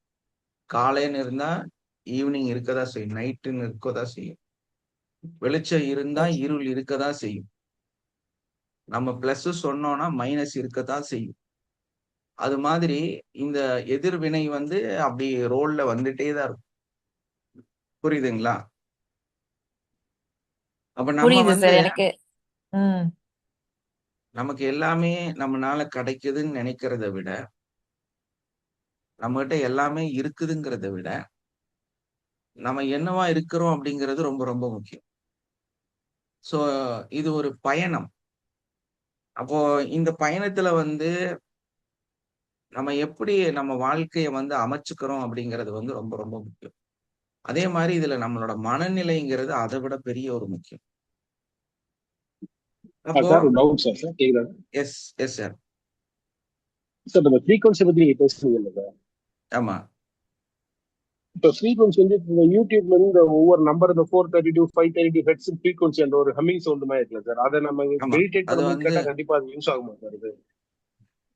இல்ல இல்ல, அதாவது அந்த ஃப்ரீக்வன்சிக்கு வந்து 1 to 1000 1000 to 2000 அப்படின்னு ஒரு நம்பர்ஸ் இருக்கு. Okay okay sir. இப்ப சாதாரண மனிதர்கள் வந்து 1000 நம்பருக்குள்ள இருப்பாங்க. அது ஒரு பெரிய கான்செப்ட். இது வந்து கத்துக்கிறதுக்கு நிறைய படிக்கணும். ஸோ அதை வந்து முழுசா நான் படிச்சு ஓகே வச்சிருக்கிறேன். ஸோ அதனால அதோட குவாலிட்டி வந்து எப்படின்னு கேட்டீங்கன்னா, இப்ப நீங்க வந்து 1 to ஒரு 150க்குள்ள தான் எல்லா மனிதனோட ஃப்ரீக்வன்சி இருக்கும். அதுதான் வந்து கரெக்டான ஓகே. பேண்டு. இந்த 150 ம். to 450 வரைக்கும் ஒரு நெக்ஸ்ட் லெவல் அது. ஸோ அந்த ஓகே நெக்ஸ்ட் லெவல்ல இருந்து அந்த 450ல இருந்து நம்மளால போக முடியும். பட் நம்மளோட மனுஷனோட ம். மனநிலையில நிறைய சேஞ்சஸ் வந்து நம்ம ஏற்படுத்தணும். சரி, நான் வந்து ஒரு 450 போயிட்டேன், நான் வந்து வாவ் சூப்பர் அப்படின்னா அப்படி இருக்காது அந்த ஃப்ரீக்வன்சி. நான் இன்னைக்கு வந்து ஓகே 450ல இருப்பேன், நாளைக்கு பாத்தீங்கன்னா ம். நான் வெறும் 72ல தான் இருப்பேன். Okay sir. நம்மளோட நான் சூழ்நிலைகள் பெரிய மாறுது, அது மாறும். மகானாச்சே, நான் பெரிய சாதிச்சிருக்கிறேனே, நான் வந்து இப்படியெல்லாம் சொல்லியிருக்கிறேனே, நான் வந்து இதையெல்லாம் செஞ்சிருக்கிறேன்னா அந்த எண்ணங்கள் வந்த உடனேயே நீங்க 52 ஆயிருவீங்க. Okay okay sir.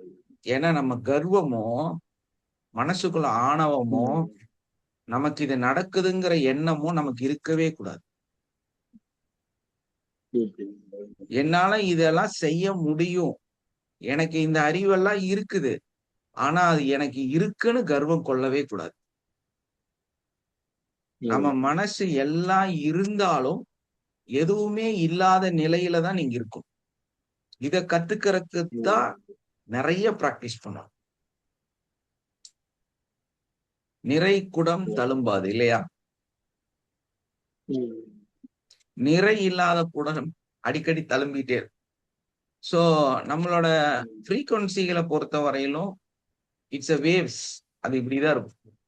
ஸோ அதனால நம்ம என்னதான் உச்சத்தை தொட்டாலும் நம்ம வந்து மேபி ஒரு 4Dல இருக்கிற மனிதர்களையோ அதுக்கு மேல நிறைய 60 70 இது மாதிரி எல்லாம் நிலைகள் இருக்கு. ஸோ அவங்களையெல்லாம் நம்ம அடைஞ்சாலுமே நம்ம என்னைக்கு இருந்தாலும் 3Dல கீழே தான் இருப்போம். 72ல 62ல அந்த மாதிரி வர்றதுக்கு நிறைய நாட்களும் அது வந்து நடந்துட்டே தான் இருக்கும், ரொட்டீன். சோ அந்த இடத்துல நமக்கு ஓகே. என்ன பலவீனம் வரும் அப்படின்னா, நம்ம இவ்வளவு உச்சத்தை அடைஞ்சிருக்கோங்கிற எண்ணம் வந்த அந்த ஃப்ரீக்வன்சி தான் உங்களை கீழே கொண்டு வரும். இதை நான் சக்சஸ் பண்ணிட்டேன்னு நினைச்சா நீங்க ஃபெயிலியர் ஆவீங்க. ஏன்னா ஃப்ரீக்வன்சினா என்ன அர்த்தம்? மேல போகுது அலைவரிசை, அதுக்கப்புறம் என்ன ஆகும்? கீழே தான் வரும், ரெண்டாவது மேல போகும், ரெண்டாவது. அதனாலதான் அது அலை இல்லையா? இல்லைன்னா அது பேர் நேர்கோடு. ஆமா. அலைனாலே என்ன? கீழே மேல கீழே மேலதான். சோ இந்த மனிதனோட இயல்பான புரிதல் கூட இல்லாம தான் நம்ம நம்மளை வந்து பெருசா நினைச்சுக்கிறோம். ஒரு பெரிய மகான் அப்படியே வந்து எல்லாத்துக்கும் பயங்கரமா ஸ்பீச் கொடுத்துட்டு இருக்காரு, பயங்கரமா ஒரு எனர்ஜியா இருக்கிறார். அப்படி எனர்ஜியோடய காலம் பூராலாம் இருக்க மாட்டாங்க. அவரும் நோய்வாய்ப்படுவாரு, அவருக்கும் பிரச்சனை வரும், அவரும் பல விதத்துல பிரச்சனைகளை சந்திப்பார். இதுதான் மனிதனோட வாழ்க்கை. அப்போ இது சேஞ்ச் ஆயிட்டே இருக்கும். இது சேஞ்ச் ஆயிட்டே இருக்கிறதுல நம்ம தப்பிக்கிறதுக்கு தான் நம்மளோட மனநிலைய ஒரு தூய்மையான, சுத்தமான, எதிர்பார்ப்பே இல்லாத, எந்த ஆர்கியூமெண்ட்டுமே, கோபமே இல்லாம, அது ஒரு விதமான தி பிராட் மைண்ட்னு சொல்லுவாங்கல்ல, அத அத என்னோட குரு அப்படிதான் சொல்லுவார். திறந்து வைக்கணும் பாரு. அந்த திறந்து வச்ச ஒரு காளி சட்டி எப்படிதான் இருக்கும் இல்லையா? சரி சார். எதுவுமே அதுக்குள்ள இருக்காது இல்லையா? அந்த மாதிரி உங்க மனசை வைங்க. அப்ப அவரு கூட பேசும்போது நான் கூட சொல்லுவேன், சார் நான் வந்து பிளாங்கா இருக்கிறேன் சார். அவர், நீங்க எப்ப பார்த்தாலும் பிளாங்கா தான் இருப்பீங்க. எஸ், பிளாங்கா இருக்கணும். இன்னைக்கு இப்போ என்கிட்ட நீங்க ஏதாவது கேட்டீங்கன்னா, எனக்கு எதுக்காவது அறிவு இருக்கு, பதில் சொல்ல தெரியுமா அப்படின்னு எனக்கு நீங்க கேட்டீங்கன்னா, நான் என்ன சொல்லுவேன் அப்படின்னா, எனக்கு அறிவு இல்ல, எனக்கு தெரியாது,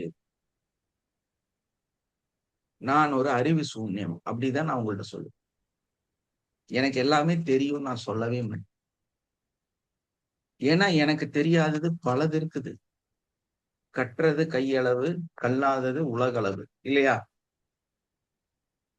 சோ நான் எல்லாமே அடைஞ்சிட்டேனா அப்படின்னா கண்டிப்பா இல்ல. ஏன்னா நான் சாதாரண மனுஷன். நான் எதையுமே அடையல இந்த உலகத்துல. இதுதான் உண்மை. அப்ப எனக்குன்னு ஏதாவது இருக்குதா அப்படின்னா இல்ல. நான் யாருன்னு கேட்டா உங்களை விட கீழே இருக்கக்கூடிய, ரொம்பவும் கம்மியா இருக்கக்கூடிய சாதாரண மனுஷன். இப்படிதான் இருக்கணும். சோ நமக்குன்னு எந்த ஐடென்டிட்டியும் கிடையாது. நமக்குன்னு ஒண்ணும் இல்லைங்க. இது புரியாம எப்ப கர்வம் மனுஷனுக்கு வந்து நம்மளோட ஆக்ரோஷம், நம்ம கேள்வி கேட்கணுங்கிற எண்ணங்கள், எதிர்த்து நிக்கணுங்கிற அந்த சிந்தனைகள், இதெல்லாம் வருதோ அது நம்மளை அழிக்க ஆரம்பிச்சிடும். நம்மளை அதை இல்லாம பண்ண ஆரம்பிச்சிடும். சோ அது வந்து ஒரு புற்று மாதிரி உள்ளேயே நம்மளையே சாப்பிட்டு. சோ நம்ம வந்து அந்த பற்றற்ற நிலையில எதுவுமே இல்லாம தான் இருக்கும். தரக்கூடியது அந்த பிரபஞ்ச சக்தி, நடத்தக்கூடியது அந்த பிரபஞ்ச சக்தி. இங்க நடக்கிறதுக்கு காரணம் பிரபஞ்ச சக்தி. நான் இங்க உட்கார்ந்து இருக்கிற காரணம் பிரபஞ்ச சக்தி. அப்ப நான் எதுக்குதான் காரணம்? நான் எதுக்கும் காரணம் இல்லை. ஆல்ரெடி ஒரு ஸ்ட்ரக்சர் இருக்குது, ஒரு பொருள் இருக்கு, ஒரு இடம் இருக்குது, ஒரு ஆல்ரெடி ப்ரிப்பேர்ட் ஒரு விஷயம் இருக்குது. அதாவது எப்படி சொல்லணும்னா, ஒரு 10 லட்சம் பேரு ஒரு சின்ன சந்துக்குள்ளார போயிட்டு இருக்கிறாங்க. அப்ப அந்த 10 லட்சம் பேத்துக்கு நடுவுல நம்ம இருக்கிறோம். ரொம்ப இறுக்கமா, வேகமா இந்த 10 லட்சம் பேரும் நெருக்கமா போயிட்டே இருக்கிறாங்க. அதுக்கு நடுவுல நம்ம நின்னுட்டு நான் போறேன்னு நினைக்க முடியுமா? இல்ல அவங்க எல்லாம் சேர்ந்து நம்மளை கொண்டு போயிட்டு இருக்காங்கன்னு நினைக்க முடியுமா? என்ன அங்க நடக்குது? என்ன நடந்துட்டு இருக்குதுங்க? நம்மளால எதுவுமே செய்ய முடியாது இல்லையா? நம்மளால எதுவுமே வந்து அங்க பிளான் பண்ண முடியாது. அங்க அங்க என்ன அந்த 10 லட்சம் பேர் செய்யறாங்களோ, என்ன பண்ணிட்டு இருக்கிறாங்களோ, எவ்வளவு தூரம் போக போறாங்களோ, அதோட சேர்ந்து நம்மளும் அழுத்திட்டு போக வேண்டியதுதான். வேற வழியே கிடையாதுங்க. இதுதான் வாழ்க்கை. நம்ம வாழ்க்கை அதுதான். மொத்தமா அப்படி போற போக்குல நம்ம அதுக்குள்ளார ஒரு பொருளா, ஒரு கருவியா இருக்கிறோம். அவ்வளவுதான். அது அப்படியே நம்மளை கொண்டு போயிட்டே வர, நம்ம அதுக்குள்ள இருக்கோங்கிற அறிவு மட்டும் நமக்கு வேணும். அதுக்குள்ள உட்கார்ந்துகிட்டு நம்ம 4 பேர்த்த குத்த, அடிக்க, தள்ள செஞ்சோம்னா நம்மளும் இறந்து போயிருவோம். அங்கேயும் நிறைய மரணங்களும் பிரச்சனைகளும் வந்துடும். இதுதான் உங்களுக்கு நடக்குது. சோ அந்த போற போக்கோடைய நம்மளும் சேர்ந்து அந்த டிசிப்ளினோடைய அவங்க என்ன செய்யறாங்களோ அதோடைய நம்ம அப்படியே போயிட்டோம்னா அந்த இடத்த கிராஸ் பண்ணி நம்ம போயிடலாம். அப்படிதானே? பட் அதை விட்டுட்டு பின்னால் இருக்கிறவனுக்கு ஒரு குத்து, முன்னாடி இருக்கிறவனுக்கு இப்படி ஒரு குத்து, மேல ஏறி ஓடுறக்கெல்லாம் முயற்சி பண்ணா அங்க கலவரமாக மாறிடும். அதுதான் நீங்க பண்றீங்க. அப்போ உங்க வாழ்க்கை கலவரமாக மாறிடும். உங்களுக்கு அந்த அதோட எப்படி பயணிக்கணுங்கிறது வந்து உங்களுக்கு புரியும். சோ அந்த சகிப்புத்தன்மையோட அந்த உணர்ந்துட்டு நம்ம இங்கதான் இருக்கிறோம், இந்த பிரசன்ட்ல தான் நம்ம இருக்கிறோம், இங்க இதுதான் நடந்துட்டு இருக்குது அப்படிங்கிறத புரிஞ்சுட்டு நம்ம பேசாம அது கூட அப்படியே போயிட்டே இருக்க வேண்டியதுதான். சோ உங்களால உங்களுக்கு பயங்கர சக்தி, நீங்க வந்து அப்படியே ஜிம்ல போய் இவ்வளவு மசில்ஸ் வச்சிருக்கீங்க, ஒரு யூஸும் கிடையாது. பண்ணனா நீங்க இறந்து போயிருவீங்க அந்த கூட்டத்துல. இந்த அவேர்னஸ், இந்த ஒரு ஃபீல் தான் நமக்கு வேணும். இந்த இந்த நாலேஜ் தான் நமக்கு வேணும். நீங்க நிறைய கூட்டங்கள்ல, நிறைய இடத்துல, நிறைய விஷயங்கள் ஒரு டிசிப்ளினான இருக்க கூட்டம் எந்த தவறான விஷயமும் நடக்காம எத்தனை லட்சம் மக்கள் இருந்தாலும் அது அப்படியே நடக்குது கோயிலுக்குள்ளார. இல்லையா? சிந்திச்சு பாருங்களேன். இன்னைக்கு ஹஜ்ல ஆகட்டும், நம்மளோட பல கோயில்கள்ல ஆகட்டும், சர்ச்சில் ஆகட்டும், எத்தனை கூட்டம், எத்தனை லட்சம் மக்கள் அந்த கியூல போய் அப்படியே சுத்தி வராங்க. ஒண்ணுமே நடக்கலையே. பட் அதே டைம்ல ஒரு சாதாரண கூட்டம் 10 லட்சம் எல்லாம் இல்ல. அந்த இடத்துல வந்து வெறும் கம்மியான மக்கள் தான் இருக்கிறாங்க. ஆனா அங்க கலவரம், பிரச்சனை, மரணம் எல்லாமே வருது. இதுதான் வாழ்க்கையோட அர்த்தமும் இதுதான். நீ எங்க ஒழுக்கத்தோட இருக்கிறையோ, எங்க உன்னை மறந்து அந்த பிரபஞ்சத்தை எதிர்பார்த்து இருக்கிறையோ, அங்க தவறே நடக்கிறது இல்ல. அதே டைம்ல சாதாரண மனிதனாக சாதாரண சிந்தனையில் இருக்கிற இடத்துல அதே கூட்டம், அதே மக்கள் தவறு நடக்குது. புரியுதா உங்களுக்கு? அப்போ உங்களோட சிந்தனை தான் எல்லாத்துக்கும் காரணம். நான் ஒரு பெரிய மனுஷனா, நான் ஒரு பெரிய குருவா, நான் ஒரு பெரிய பயங்கர எனர்ஜியா அப்படின்னா ஒண்ணும் இல்லை. ஒண்ணுமே இல்லை. எனக்கு ஒண்ணுமே தெரியாது. நான் எதுவுமே படிச்சது இல்லை. எதுவுமே என் மைண்ட்ல இல்லை. நான் ரொம்ப சாதாரணமான ஆள். இந்த எழுமை இருந்தா மட்டும்தான் நீங்க வளருவீங்க. நான் எப்பவும் ஜீரோக்குள்ளாரதான் இருப்பேன். எஸ் ஏதோ சார், ஒரு நாங்க சம் அந்த ஃப்ளோ. மைண்ட் செட்ல தான் இருக்கோம் சார். இல்ல கண்டிப்பா இல்ல சார். நான் நீங்க யாரையும் நோட்டிஃபை பண்ணி சொல்லல. நான் யாரையும் வந்து உங்களை குத்தப்படுத்துறதுக்கெல்லாம் சொல்லல. ஜென்ரலா நம்ம சில இடங்கள்ல தவறுதலா நம்ம மாறுவோம். சோ அத வந்து புரிதல் நமக்கு வந்தா போதுமானது. சோ அந்த இடத்துலதான் நம்ம வாழணும். எப்பெல்லாம் நம்மளோட இந்த மாதிரியான மனநிலை மாறுதோ அப்பெல்லாம் நம்மளை வந்து நம்ம கண்ட்ரோல் பண்ணிக்கலாம். கண்ட்ரோல் பண்ணி நம்ம வந்து எப்பவுமே அந்த ஓப்பனா இருக்கிறதுக்கு நம்ம ஆலோசனை பண்ணணும், வாழ ஆரம்பிக்கணும். புரியுதுங்களா? ஏன்னா எஸ் சார், மனுஷன் கண்டிப்பா சார். அங்கதான் தப்பா போயிடுறான். அந்த புரிதல் வந்ததுனாலே நமக்கு எல்லாமே சரியாயிடும். எஸ் சார், நான் அந்த மாதிரி தான் சார் நினைப்பேன். இப்போ எஸ் எஸ். எனக்கு ஒரு விஷயம் நம்ம கொடுக்கும்போது அது பணமா தான் வரணும்னு இல்லை, அது வேற ஒரு எனர்ஜியா எனக்கு கன்வெர்ட் ஆகி வரும் சார். கண்டிப்பா அது நடந்துட்டு தான் இருக்கேன். நானே அது ஃபீல் பண்ணிட்டு தான் இருக்கேன் சார். நான் எஸ் எஸ். பற்றற்ற நிலையில தான் இருந்து செய்யறேன், ப்ராக்டிஸ் ம் ம் பண்றேனோ. ஒருத்தங்க கேட்கும்போது கண்டிப்பா நானும் பண்ணுவேன். இல்ல முடியாதுன்னு இது வரைக்கும் யாருக்கும் சொன்னதே இல்லை. அவங்க ம் ம். பணம் கொடுக்குறாங்களோ இல்லையோ அது செகண்டரி. அவங்க கேட்பாங்க, நான் அதுக்கப்புறம் தான் சொல்லுவேன்.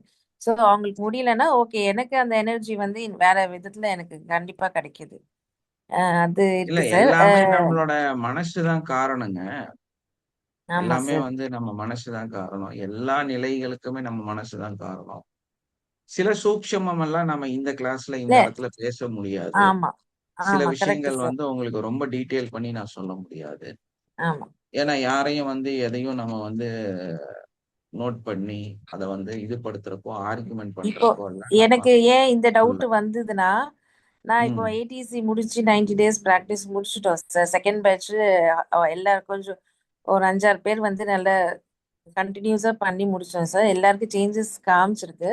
ஸோ ம் என்னோட சேஞ்சஸ் என்ன அதுல காமிச்சதுன்னா, எனக்கு செகண்ட் டெலிவரிக்கு அப்புறம் இந்த முட்டை சாப்பிட்டா எனக்கு ஏதோ வயிறு ரொம்ப உப்பசமாயி ரொம்ப வலிக்க ஆரம்பிச்சிடும், கேஸ்ட்ரிக் ப்ராப்ளம் வரும். ஆனா ம் ஸ்டார்டிங்ல வந்து எனக்கு தெரியல, அது சாப்பிட்டுட்டே இருந்தேன். ரொம்ப ஒரு 2 லிட்டர்ஸ் 7 அப் அந்த மாதிரி குடிச்சாதான் எனக்கு நார்மல் ஆகும். அப்புறம் ம் டாக்டர் கிட்ட போனா டாக்டர் வந்து நீங்க விட்டுடுங்க, அது உங்களுக்கு செட் ஆகலைன்னா விட்டுருங்கன்னு சொன்னாங்க. சரி, நானும் விட்டுட்டேன். அப்புறம் வீட்ல இருக்கவங்க எல்லாரும் சாப்பிடாதீங்க, ஒரு சின்ன துண்டு இருந்தா கூட தனியா எடுத்து வச்சுட்டு தான் சாப்பிட்டுட்டு இருந்தேன். ஸோ அது 26 இயர்ஸ் ஆயிடுச்சு. இப்போ என் பையனுக்கு 27 இயர்ஸ். ஸோ இன்னைக்கு நேத்து வந்து எனக்கு அது ஃபீல் ஆச்சு சார் சடனா. ஏன் இந்த முட்டை சாப்பிட்டா என்ன எனக்கு ஃபீல் ஆச்சு. நேத்து ஒரு முட்டை சாப்பிட்டேன், ஒரு சின்ன பெயினும் வரல சார். அது எனக்கு நார்மலாவே இருக்கு. எனக்கே அது ஈவினிங் தான் நான் ரெக்கக்னைஸ் பண்ணேன். சாப்பிட்டதுக்கு அப்புறம் எனக்கு ஒண்ணுமே ஆகலைன்னா அந்த எக் யோக் சாப்பிட்டாலே எனக்கு பயங்கரமா பெயின் வரும் சின்னதா. அது எனக்கு சக்சஸ்ஃபுல்லா ஆயிருக்கு சார். அப்புறம் அந்த இன்னொன்று 90 டேஸ் எனக்கு லாஸ்ட் வீக் வந்து 90 டேஸ் முடிக்கும் போது ரொம்ப ஹெல்த் கோல்டு ஃபீவர் அந்த சடனா முதுகு பிடிச்சிடுச்சு, நடக்கவும் முடியல, என்னால நிக்கவும் முடியல சார். ரொம்ப பெயின் வந்தது, எதனாலன்னு எனக்கு புரியல. அப்புறம் நான் எக்கோ ஹீலிங் கொடுத்துட்டே தான் இருக்கேன். அப்புறம் சில விஷயம் எனக்கு காமிச்சது ஸ்கேன் பண்ணி பார்க்கும்போது அதுக்கெல்லாம் ஹீலிங் கொடுத்தேன். சரி நீங்க ஒரு ஒரு லாஸ்ட் வீக் ஒரு வீடியோ 7 மணி கிளாஸ்ல சொல்லியிருந்தீங்க. ஸோ நம்மளுக்கு அது எப்படி பண்ணணும்னு அது கிளிப்பிங்கை வந்து நான் திருப்பி போட்டு கேட்டுட்டு இருந்தேன்.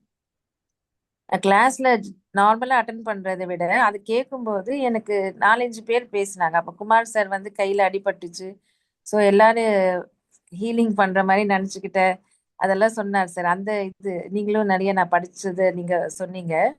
ஸோ அப்போ எனக்கு வந்து ஆட்டோமேட்டிக்கா ஸ்கேன் ஆகுது. வீடியோ கேட்கும்போது சமீரா அவங்க பேசும்போது அவங்க கிட்ட ஒரு நெகட்டிவ் காமிக்குது. நீங்க பேசும்போது நீங்க யாருக்கோ ஹீலிங் கொடுத்துருக்கீங்க, அந்த நெகட்டிவ் கீழே உட்காந்து உங்களை பார்க்குது, நெகட்டிவ் ரிலீஸ் ஆயிருக்கு, எல்லாமே எனக்கு ஸ்கேன் ஆகி காமிச்சுது. ஸோ அது எனக்கு அப்டேட் ஆன மாதிரி எனக்கு ஃபீல் ஆகுது சார். அது இந்த 90 டேஸ் முடிச்சதுக்கு அப்புறம் தான் எனக்கு தெரியுது அந்த சேஞ்சஸ் எல்லாம். அது ஒரு கிராட்டிடியூடா நான் ஃபீல் பண்றேன் சார். அப்புறம் இந்த ஹெல்த் இஷ்யூ எதனால வந்ததுன்னு தெரியல, ஆனா ஏதோ ஒரு எனர்ஜி வந்து எனக்கு கிட்ட இருந்து வேற ஒரு எனர்ஜியோட நான் கனெக்ட் ஆனது எனக்கு ஃபீல் ஆகுது. அது எதுனாலன்னு தெரியல. அப்புறம் நான் அது எக்கோக்கு சொல்லி அது கட் பண்ணேன் சார் அந்த விஷயத்த. அப்புறம் உமா மேம் எனக்கு ஹீலிங் கொடுத்தாங்க, இப்போ ஓகேவா இருக்கு சார். இப்ப என்னன்னு கேட்டீங்கன்னா, நமக்கு ஒரு விஷயம் நல்லா தெரிஞ்சுக்கணும். நோய்கள் வருமா வராதா, நம்ம வந்து இவ்வளோ விஷயம் கத்துக்கிறோமே அப்படின்னு. அதான் சொன்னேன், அந்த கர்வ நிலை, அதாவது வந்து நமக்கு நோய் வருமானா வரும். அதே மாதிரி சில கர்மாஸ், நீங்க வந்து எவ்வளவுதான் பிராக்டிஸ் பண்ணி என்ன நிலையில இருந்தாலும் சில பாவங்கள் வந்து மன்னிக்கப்பட வேண்டிய ஒரு இடத்துல நீங்க இருப்பீங்க. ஏன்னா உங்களுக்கு தெரிஞ்சோ தெரியாமையோ ஏதாவதெல்லாம் தப்பு பண்ணியிருப்பீங்க. அந்த இடம் வந்து நம்ம எவ்வளவுதான் ஃபர்கிவ்னஸ் கொடுத்தாலுமே சில டைம்ல நமக்கு அது தெரியாது. ஸோ அப்ப என்ன ஆகும்னா, நமக்கு வந்து நமக்கு தெரியாமையே ஒரு டிசீஸ் வந்து நம்ம பாதிப்புக்குள்ளாகும்.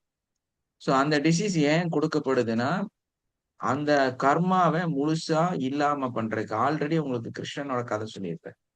ஸோ அதே ஸ்டோரி தான். நமக்கு ஒரு பிரச்சனை வருதுன்னா, பிரச்சனைய நம்ம வந்து உடனடியா அது பிரச்சனையா பார்க்க கூடாது. எந்த கர்மா, எந்த இடத்துல எனக்கு வந்து இது ப்ராப்ளத்தை கிரியேட் பண்றதுக்கு காரணமா இருக்கு, நான் என்ன தப்பு பண்ணனேன், நான் என்னோட லைஃப்ல எங்க வந்து மிஸ்டேக் பண்ணியிருக்கிறேன், அந்த மிஸ்டேக்கின் காரணமாக என்ன எனக்கு நடக்குது அப்படிங்கிறது தான் நம்ம ரியலைஸ் பண்ணி பார்ப்போம்.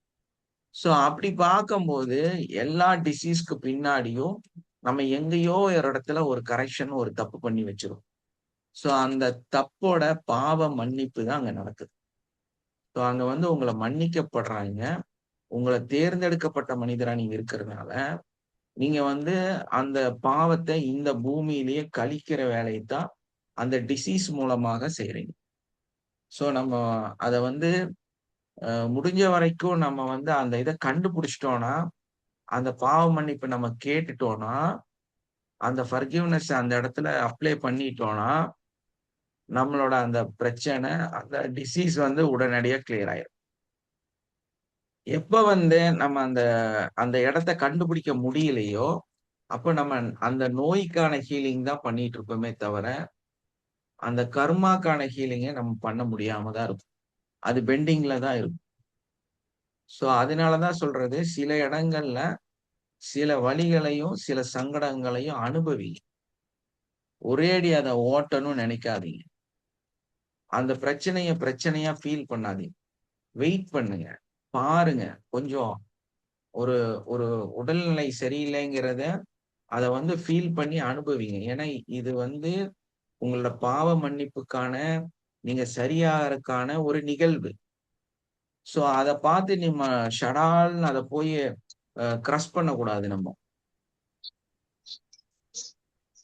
ஆமா சார், கண்டிப்பா சார். நான் ஆலோசனை அது பண்ணி அதுக்கு டைம் கொடுக்கணும். நம்ம டைம் கொடுத்து சிந்திக்கணும் உட்காந்து.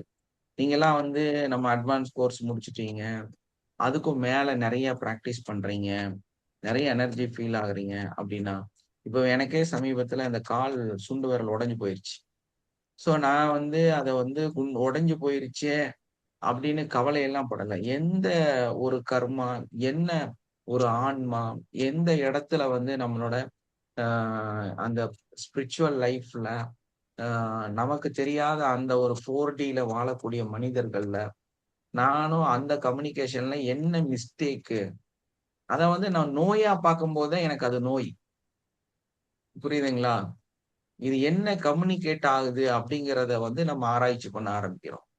ஸோ அப்ப நம்ம செய்யறது என்னன்னா, இந்த கம்யூனிகேஷனுக்குள்ளார நடந்திருக்கிற பிரச்சனை என்ன அப்படிங்கிறத எடுத்து அதுக்கான நிகழ்வுகளை தேடி அங்க வந்து நான் மன்னிக்க வேண்டிய, மன்னிப்பு கேட்க வேண்டிய இடம் இருக்கான்னு கண்டுபிடிச்சு அந்த இடத்துல போய் என்னை மன்னிச்சிருங்கன்னு சொல்லி நம்ம அங்க மன்னிப்பு கேட்டு அதை சரிப்படுத்தும் போது அது நார்மலாகவே குணமாயிக்கும்.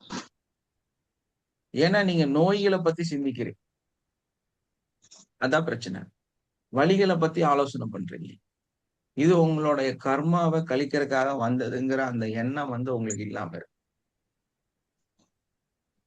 சோ நம்ம எல்லாத்தையும் அப்படிதான் பார்க்கணும். அதனாலதான் நம்ம உங்களுக்கு பயிற்சியில கூட என்ன சொல்லியிருப்போம் அப்படின்னா, இப்போ ஒரு ப்ராப்ளம் வந்ததுன்னா இதுக்கு முன்னாடி இதே ப்ராப்ளம் எப்போ வந்துச்சு, அங்க என்ன நடந்துச்சுன்னு ஆலோசனை பண்ணுங்கன்னு ஒரு வேர்டு யூஸ் பண்ணுவோம் இல்லையா? சோ அந்த இடத்துல போய் தான் நம்ம அதை கண்டுபிடிக்க சொல்லுவோம். சோ அதுதான் நம்ம செய்யணும். நம்ம வந்து அந்த டிராவல்ல தான் இருக்கும். எல்லாமே அதுக்காக தான் வருது. புரியுதா? Yes sir. உடனே தேங்க்யூ சார். போயிட்டு டடால்னு உட்காந்து ஐயோ ஃபீவர்னு எல்லாம் பண்ணக்கூடாது. இல்ல சார், அப்படியெல்லாம் இல்ல சார். ம். ஃபீவர் கோல்டு வந்தது ஒரு 3 நாள் நான் நிறைய விட்டுட்டேன். பேர் அது என்கிட்ட வரட்டும் எனக்கும் கோல்ட் எல்லாம் வரும். 50 நாள் ஆகும், விட்டுட்டேன். 10 நாள் ஆகும், ஆமா, 20 நாள் ஆகும். நான் அதை பேசாம விட்டுறேன். அது வந்தா அதுக்கு அது எந்த வந்துட்டு போகுது. டேப்லெட்டும் போடல சார். ஃபீவர் கோல்டுக்கு எந்த டேப்லெட்டும் ஆமா, இப்ப போடல. கால் அது உடைஞ்சது, எனக்கு ஃபீவர் வந்துச்சு, எனக்கும் தலைவலி வந்துச்சு, ம் எனக்கும் சளி பிடிச்சது, நெஞ்சில சளி வந்துச்சு, ரொம்ப ரிஸ்க் ஆச்சு, பேசுறது கஷ்டமாச்சு, எல்லாமே இருக்கதான் செய்யும். அது ஆமா அதோட சார். வேலை செஞ்சுட்டு இருக்குது. எதுக்கோ வந்திருக்குது, அது அதுவா போக போகுது. அதை போய் நீங்க ஏன் அதை புடிச்சிட்டு அது இது நல்லா ஃபீல் ஆகுன இல்ல அது சார், அதோ வருது, அதுக்கு அது கேட்கல பாட்டுல அது சார். போகுது. ஆனா இந்த அப்டேஷன் எனக்கு ஃபீல் ஆனது, எனக்கு எனர்ஜி லோ ஆகி அதனால ஆச்சான்னு கேக்குறேன். இது எல்லாமே நம்ம மனசுதான் காரணம். நம்ம நிறைய சிந்திக்கும் போது நமக்கு இதெல்லாம் வரும். நம்மளோட மனசு இப்படி கரகரான்னு சுத்திட்டே இருந்துச்சுன்னா இப்படி எல்லாம் இருக்கும். நம்ம கவலையே படக்கூடாது. நம்ம அதுதான் பற்றற்ற நிலை. ஒரு என்ன வந்தாலுமே வந்து ஏதோ ஒரு சம்திங் ஓடிட்டு இருக்குது. எங்கேயோ நம்மளோட மிஸ்டேக் இருக்குது. சோ அத ஆராய்ச்சி பண்ணிட்டு இருக்கணும். நோயை ஆராய்ச்சி பண்ணக்கூடாது. அனுபவிச்சுட்டு இருக்கணும். ஏன்னா ஒரு நாள் அனுபவிக்கும் போதும் ஒரு விஷயம் உங்களிருந்து கழிச்சுக்கிட்டே இருக்கு. உங்க கவுண்டிங் குறைஞ்சுக்கிட்டே இருக்கு. உங்க பாவங்கள் மன்னிக்கப்பட்டுக்கிட்டே இருக்கு. சோ அத வந்து அனுபவிச்சுட்டு இருக்கணும். சோ நான் அந்த கிருஷ்ணனோட கதை சொன்ன மாதிரிதான். அந்த கிருஷ்ணனுக்கு சேவை செஞ்சவரு 3 மாசத்துக்கு அப்புறம் அவரோட எல்லா பாவங்களும் மன்னிக்கப்பட்டிருக்கும். அவரு நல்லா இருப்பாரு இல்லையா? ஆனா அவர் என்ன பண்ணாரு? அர்ஜென்டா போய் நந்திட்ட வலிய வந்து இல்லாம பண்ணிட்டாரு. அப்ப என்னாச்சு? அவரோட மொத்த வாழ்க்கையில இருக்கிற அந்த பாவம் மன்னிக்கப்படாம அவரு காலம் பூரா இதே பூமியில வாழ்ந்து கஷ்டப்படக்கூடிய சூழ்நிலை வந்துருச்சு. சோ அந்த பொறுமையும் நிதானமும் நமக்கு தேவை. உங்களுக்கு என்ன வந்தாலும் ஆலோசனை பண்ணுங்க, சிந்திங்க. உங்களுக்குள்ளார என்ன இருக்குங்கிறத ஆலோசனை பண்ணுங்க. அதுக்கு நம்ம என்ன செய்ய முடியும்னு ஆலோசனை பண்ணுங்க. அது எங்க மிஸ்டேக் ஆயிருக்குன்னு ஆலோசனை பண்ணுங்க. இந்த ஆலோசனைக்கே 4 நாள், 5 நாள், 10 நாள்லாம் வேணும். ஒரு நோய் வந்தோடனே பதட்டப்படாதீங்க. புரியுதா? Yes sir. Okay sir. நம்ம நிலைகள் மாத்த வேண்டாமா? இன்னும் தத்து பிள்ளையாவே இருக்கீங்களா? இன்னும் மத்தவங்கள்ட்ட ஹீலிங் கேட்கிற அளவுக்கு இருப்பீங்களா? இல்ல சார், நான் ஹீலிங் கேட்கல. அவங்க அனுபவிங்க. மேம் வந்து வலிகளை கால் பண்ணாங்க. அனுபவிச்சு சரி, பழகுங்க. எஸ் சார், அவங்களா வலிகளை கால் பண்ணாங்க. அனுபவிச்சு சரி பழகுங்க. நான் தரேன்னு ம். சொன்னாங்க. அவங்கள சரி கொடுங்க. நான் யார்கிட்டயும் ஹீலிங் கேட்க மாட்டேன்.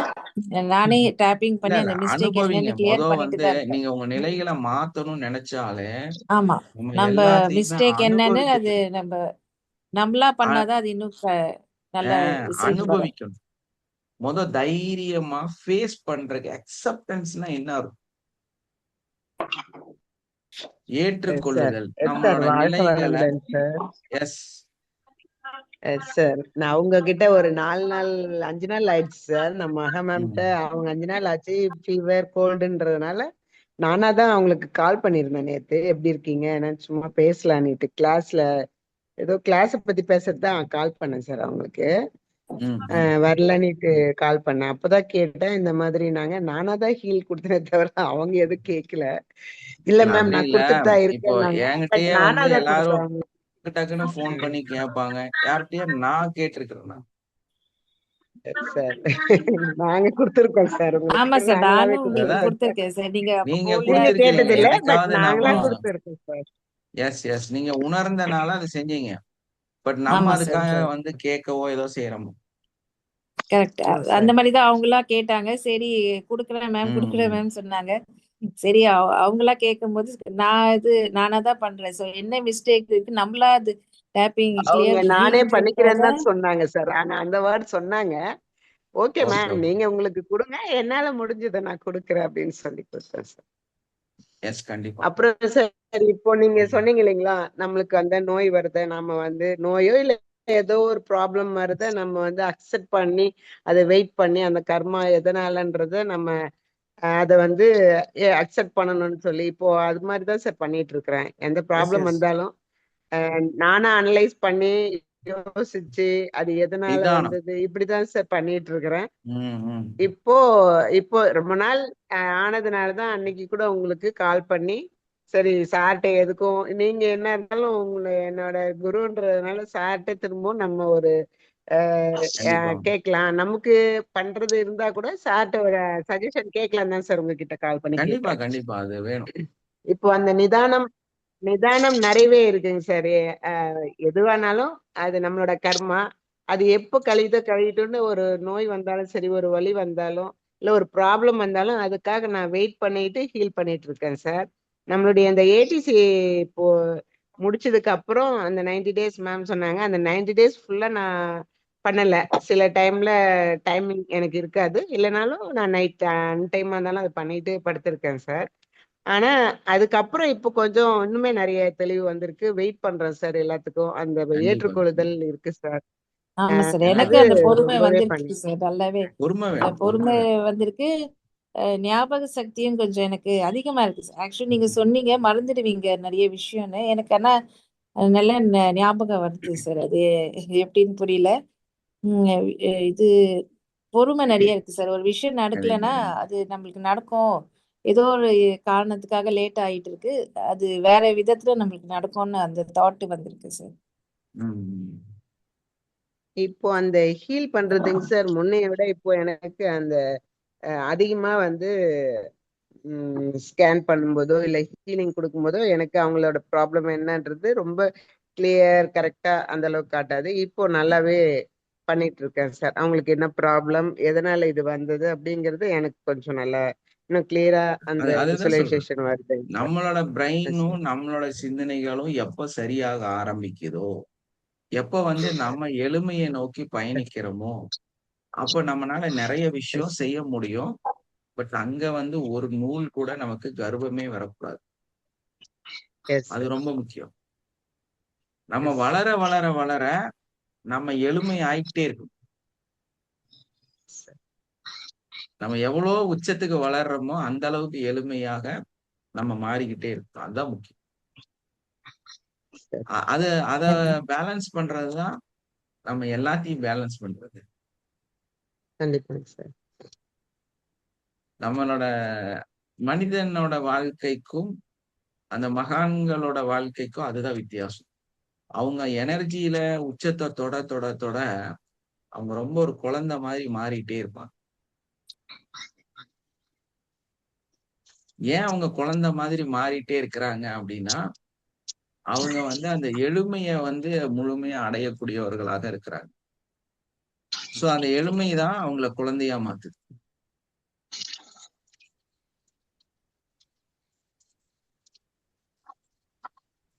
சோ எந்த சிந்தனையும் இல்லாத சாதாரண தேங்க்யூ சார். மனிதர்களாக நம்ம இருக்கோம். சாதாரணமா இருக்கும். நம்ம எவ்வளவு எனர்ஜி லெவல் மேல போகுதோ அந்த அளவுக்கு நம்ம எளிமைக்குள்ளார போய்கிட்டே இருக்கணும். அப்படி போய் போய் போய் போய் தான் நம்ம சரியாகும். ஆனா இந்த சாதாரணமான வாழ்க்கையில கோபம், தாபம், நமக்கு பிரச்சனைகள், அந்த ஆர்வம், கர்வம், அதே மாதிரி வந்து எடுத்து சொல்றது, நம்ம வந்து ஸ்ட்ரைக் பண்றது, ஒரு விஷயத்த வந்து கலைச்செல்வி மைக் ஆன் பண்ணி வச்சுட்டு பிளேட்டை கழுவிட்டு இருக்காங்க. ஒன்னா பேசணும், இல்லைன்னா வந்து அதை ஆஃப் பண்ணிடணும். திரும்ப ஆன் பண்ணிட்டாங்க. சார் சாரி சார், கவனிக்கல sir. Sorry okay, sir, close thank you. பண்ணிடலாம். Sorry sir. ஸோ அந்த மாதிரி ஓகே, என்ன சொல்லிட்டு தேங்க்யூ இருந்தேன்? சார். தேங்க்யூமா, தேங்க்யூ. நம்ம வந்து நம்ம அந்த ஒரு மைண்ட்ல வந்து நமக்கு எவ்வளோ நாலேஜ் கிடைக்குதோ, எவ்வளோ அறிவு கிடைக்குதோ, எவ்வளோ வந்து இதாகுதோ, நம்ம அந்த அளவுக்கு எளிமையில இருக்கிறது மட்டும் இல்லாம, சாதாரண மனிதர்களோட வாழ்க்கை என்ன அப்படின்னா, எல்லா இடத்துலயுமே வந்து அந்த என்ன சொல்லுவாங்க, எதிர்வினை ஆற்றுதல். ஒரு விஷயத்த வந்து எதிர்த்து நம்ம பேசணும், அத வந்து ஸ்ட்ரைக் பண்ணணும் அப்படின்னு நினைக்கிறதே வந்து தப்பான விஷயம். சோ அங்கதான் நம்ம ரொம்ப சிக்கலுக்குள்ள போய் மாட்டிக்கிறோம். நமக்கு சாதாரண மனிதனே அப்படிதான் கேள்வி கேட்கணுங்கிற எண்ணங்கள், அந்த எண்ணங்கள் வந்து வரும்பொழுதே நமக்கு வந்து நம்ம பிரச்சனைக்குள்ளார போயிட்டு இருக்கிறோம், நம்ம சாதாரணமாயிட்டு இருக்கோம்னு நமக்கு வந்து அது வரவே கூடாது. சார் இப்போ வந்துங்க சார், அந்த அஹ் எதிர்வினையா நம்ம ஒரு கேள்வி கேட்கலாம் அப்படின்னுட்டு அதை ஆப்போசிட்டா அதை பண்ணி நம்ம கேட்கும்போது, ஆனா நமக்கு நிறைய ஸ்ட்ரகிள் வருதுங்க சார். இப்போ அந்த ஆமா. மாதிரி வருதுங்க சார். முன்னையெல்லாம் கேட்டாலும் ஒன்றும் ப்ராப்ளம் இல்லை, ஆனா இப்போ வந்து அது நம்மள பக்குவப்படுத்துறதுக்கா என்னன்னு தெரியலைங்க சார். இப்போ ஆமா, நம்ம அந்த பக்குவப்படுத்துவது. ஆப்போசிட்டா கொஸ்டின் கேட்டோம்னாவே ரொம்ப ஸ்ட்ரகிளா அதுக்கு ஆன்சர் வருது சார். நீங்க எல்லாம் கம்மியா அனுபவிக்கிறீங்க, நானெல்லாம் கொஞ்சம் அதிகமா அனுபவிக்கிறேன். நம்ம எப்பவுமே அந்த பொறுமையில இருக்கணும்ன்றதுக்காக அது வருதா என்னன்னு அதாவது தெரியல. கடவுள் வந்து ஸ்லோ அண்ட் ஸ்டெடியா தான் எல்லாம் கொடுப்பாருன்னா, நம்ம இந்த மாதிரி அதாவது பொதுவா சொல்லுவாங்க, ஒரு குரு அப்படின்னா, ஒரு நல் மனிதர் அப்படின்னா அவங்களுக்கு வந்து பாவங்கள் வந்து ஒண்ணு செஞ்சதுக்கு 1000 தண்டனையாகும். சாதாரண மனிதன் வந்து ஒரு தப்பு பண்ணானா ஒரு தண்டனை தானா, ஆனா இவனுக்கு மட்டும் சரி, சரி. 1000 தண்டனை. சோ அது மாதிரி ஆமாங்க நமக்கெல்லாம் இப்போ சார். என்ன நிலைனா, நீங்க எவ்வளவு தூரம் இதுல ரொம்ப ஹை லெவல் வரீங்களோ அந்த அளவுக்கு ஆன் ஸ்பாட் கரெக்ஷன். சும்மா ஒருத்தருங்களை பார்த்து நம்ம ஒரு குறை சொல்லலாம்னு நினைச்சாலே நமக்கு அடி விழும், நமக்கு பிரச்சனை வரும். ஆமாங்க சார், புரியுதுங்களா? வீட்லயே அப்படிதான் சார் இருக்கு. அதனால இந்த வாயு, இந்த காது, இந்த மூக்கு, கண்ணு, இதையெல்லாம் வந்து எல்லாமே ஐம்புலத்தையும் நீங்க சரிங்க. கண்ட்ரோல் பண்ணி தான் ஆகணும், வேற வழி இல்லை. ரொம்ப அந்த மாதிரி அதனாலதான் நடக்குதுங்க சார். அதனாலதான் சொன்னேன் நானு, நான் என்னதான் இருந்தாலும் நான் ஒண்ணுமே கிடையாது, நான் ஒண்ணுமே இல்ல, நான் பூஜ்ஜியத்துலதான் இருக்கிறேன், என்னை எதை பத்தியுமே என்னை பத்தி சிந்திக்காதீங்கன்னு சொன்னதுக்கு காரணம் அதுதான். நீங்க என்ன ரொம்ப பெருசா சிந்திக்கிற அளவுக்கு எனக்கு பிரச்சனை. உங்களுக்கு எல்லாம் குருன்னா நாங்க சீக்கிரம் அதை அக்செப்ட் பண்ணாததுக்கு காரணமே அதுதான். இல்லைன்னா எப்பவோ குரு குருன்னு சொல்லிட்டு போயிருப்பேன்.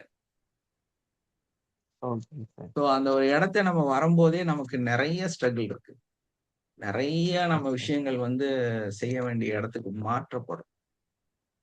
ஆமாங்க சார். புரியுதுங்களா? சோ அது சார் சாதாரணமான ஒரு நிகழ்வு கிடையாது.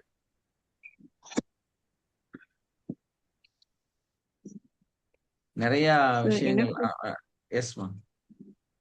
எனக்கு 90 days ப்ராக்டிஸ்ல வந்து செய்யும் போது 85 daysக்கு பிறகு கொஞ்சம் ஸ்ட்ரகிள் ஆயிடுச்சு, எனர்ஜி லோ ஆகுற மாதிரி அப்படி நிறைய பிரச்சனை வந்துச்சு. அப்ப அதுல வந்து நான் யாரு, நான் எவ்வளவு போனேன் அப்படின்றலாம் எனக்கு சிந்திக்க தோணுச்சு. ம், அதுல நிறைய விஷயங்கள் நான் ரிசீவ் பண்ணேன். ம், அதுல வந்து இப்போ என் உடம்புக்கு என்னதோ ஒரு இது இருக்கிறது விளங்கிச்சு. அப்ப அதுல சரின்னு டெஸ்ட் பண்ண போனா சுகர் அது இதெல்லாம் இருந்துச்சு. அப்ப அது வந்து வெளியாகுறதுக்கு எனக்கு ஃபீல் ஆகுச்சு. என்னதோ ம். இல்ல உடம்புல உங்க இருந்து லெவல் என்னதோ எல்லாமே ரொம்ப கம்மியா இருக்குது. அந்த ரிப்போர்ட் நானும் பார்த்தேன். நீங்க போன டைம் கொடுத்த ரிப்போர்ட்டை விட இந்த ரிப்போர்ட் ரொம்பவுமே நல்லபடியா கம்மியா இருக்கு. ம், அதுல ரிலீஸ் சம்திங் என்னதோ ரிலீஸ் ஆகுறது நான் ஃபீல் ஆகுறேன். ம், ஆனா எந்த ரிப்போர்ட்டை பத்தி எல்லாரும் என்ன சொன்னாலும் எனக்கு மனசுல எந்த ஸ்ட்ரகிளும் வரல. ஒரே நிலையில ம், தான் இருக்கிறேன். நான் ம், பயப்படவோ கவலைப்படவோ இல்லை. அந்த ம், நிலைக்கு வந்ததும் இந்த கிளாஸஸ் இந்த கிளாஸை ஃபாலோ பண்ண பொறுத்து அந்த 90 டேஸ் ப்ராக்டிஸ்ல கொஞ்சம் அப்கிரேட் ஆகிருக்குது. ம், சில டிசீஸ்க்கு சார் இப்போ சொன்ன மாதிரி சம்திங் எங்களோட பழைய மிஸ்டேக்ஸ்கள் இருக்கலாம். அப்ப ம், எங்களுக்கு தெரியாத மிஸ்டேக்ஸ் நாங்க ரிலீஸ் பண்ணா நாங்க இருக்கும் தருவாயில எல்லாம் ஃபுல்ஃபில்லா இறக்கும் இறப்பத்தான் நான் விரும்புறேன். பியூரா இறக்கணும் கடைசியில. அந்த இது எந்த நாளும் ப்ராக்டிஸ் பண்றேன். நிறைய அதனாலயே உங்களுக்கு ரிசீவ் ப்ராப்ளம் ஆகும். வருமா?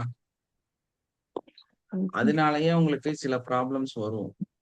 நீங்க கிளியரா இங்க பண்ணணும்னு நினைச்சீங்கனாலே இங்க நீங்க அந்த அங்க 1000 மடங்கு அனுபவிக்கிறது இங்க 1 மடங்கு உங்களுக்கு கொடுக்கப்படும். அதுதான் சொல்றேன். டிசீஸ் வந்தா அனுபவிங்க. அத வந்து ஆலோசனை பண்ணுங்க, கவனிங்க, வைப்ரேட் ஆகாதீங்க. அதுக்கு உடனே போய் எதையாவது செய்யாதீங்க, ஹீலிங் கொடுக்காதீங்க. அதுக்கு பதிலா இது எதனால வந்துச்சுன்னு சிந்திச்சு அத விஷயத்த வந்து கிளியர் பண்றதுக்கு முயற்சி. எனக்கு எந்த சஞ்சலமும் வரல. இவ்வளவு வருத்தம் இருந்தாலும் அதை நான் வந்து நிறைய வாட்டி முந்தி இருந்தே அதை சகிச்சு கொள்வேன். அந்த ஃபீல் ஆகுவேன். அந்த வலியை நான் விரும்புறது. அது எஸ். முந்திருந்தே நான் அதை செய்யறது. எனக்கு ஒரு 2 days போல வருத்தம் இருக்கும். 3 days அது நார்மல் மாதிரி தான் நான் ஃபீல் பண்ணுவேன். அந்த வலி போன மாதிரிக்கு ஆனா வருத்தம் இருக்கும். அது வந்து ப்ராக்டிஸ் ஆவியாவே இப்ப வந்து அந்த வலி வந்தாலும் ஓகே அப்படின்றது அதை ஃபீல் பண்ணி பண்ணி பழகிருச்சு சார். இப்ப இந்த கிளாஸஸ் வந்த பிறகு நான் அதை கண்டினியூ பண்றதுனால எனக்கு எந்த நிலையிலையும் ஒரு கவலை வந்து வராது. ஓகே, இது எப்படியோ நான் இறப்பு வந்து எனக்கு நல்லதா அமையும்ன்ற ஒரே ஒரு நம்பிக்கை இருக்குது. எதுல வந்தாலும் ஓகே அப்படின்ற ஒரு நிலைக்கு வந்திருக்கிறேன். ஏன்னா 90 days ப்ராக்டிஸ் ஆகும்போது நிறைய ரிசீவ் ஆகும் தான் நான் நினைச்சிட்டு இருந்தேன். ஆனா லாஸ்ட் 1 week இதை காட்டும் போது தான் நான் இப்ப சார் சொல்றதையும் வச்சு உணர்ந்தது. சம்திங் என்னோட உடம்புக்கு நாங்க திங்கிங் ஏதோ ஒரு லைஃப் ஸ்டைல் மாறி இருக்கு. அப்ப அதை வந்து அது நான் சும்மாவே ஃபீல் பண்ணும் போது எனக்கு அது இப்ப தெரியுது சார் ஒவ்வொன்றா. அப்ப அதை நான் ஸ்கேன் பண்ணவே தேவையில்லை, அது சும்மாவே உணர்த்தப்படுது. ஓகே, நான் அதை ஒவ்வொன்றா ரிலீஸ் பண்ணுவேன். ஆனா நோய் இல்லாம ஒரு மனுஷன் கடைசி வரை வாழ முடியாது. எப்படி அந்த நோய்க்கு ஃபேஸ் பண்ணித்தான் ஆகணுன்றதும் தெரியும். நோய் இல்லாம இருந்தாலும் நாங்க இறைவனை மறந்துடுவோம். எல்லா நிலையிலையும் வந்து இறைவனை முன்வைச்சு போகும்போது எங்களுக்கு அந்த நிம்மதியான ஒரு மனநிலை வருது சார். எது வந்தாலும் ஓகே, நல்லதாத்தான் நடக்கும், என்னையே இறைவன் ஏமாற்ற மாட்டான்ற அந்த நம்பிக்கைய வச்சு வச்சு வச்சுதான் வாரு. அப்ப அதுல வந்து யார நம்பினாலும் இறைவனை நம்பினா யாரு எந்த விதத்திலையும் கைவிட மாட்டேன்றது நான் உணர்வு பூர்வமா எல்லாத்தையுமே நான் சந்திச்சிக்கிறேன். இந்த கிளாஸ் நிறைய எனக்கு உதவி செஞ்சிச்சு சார். Thank you sir. இறைவனுக்கு அந்த முதல் நன்றி சொல்லணும், சாருக்கு நன்றி சொல்லணும். Thank you sir. தேங்க்யூ. கவலை கொள்ளாதீங்க. மெயின் கான்செப்ட் அதான். இந்த டிசீஸ் வந்தா sir good morning sir. Very good morning. எனக்கும் ஆட்டோமேஷனா ஒரு பெரிய விஷயம் நடந்துச்சுங்க சார். சொல்லுங்க. ரொம்ப ப்ரெஷர் பண்ண பர்சன் ஆட்டோமேஷனா என் பிரதர் வந்து கிளியர் பண்ணிட்டேன். ம் எஸ் சார். பயங்கர ஸ்ட்ரகிள்.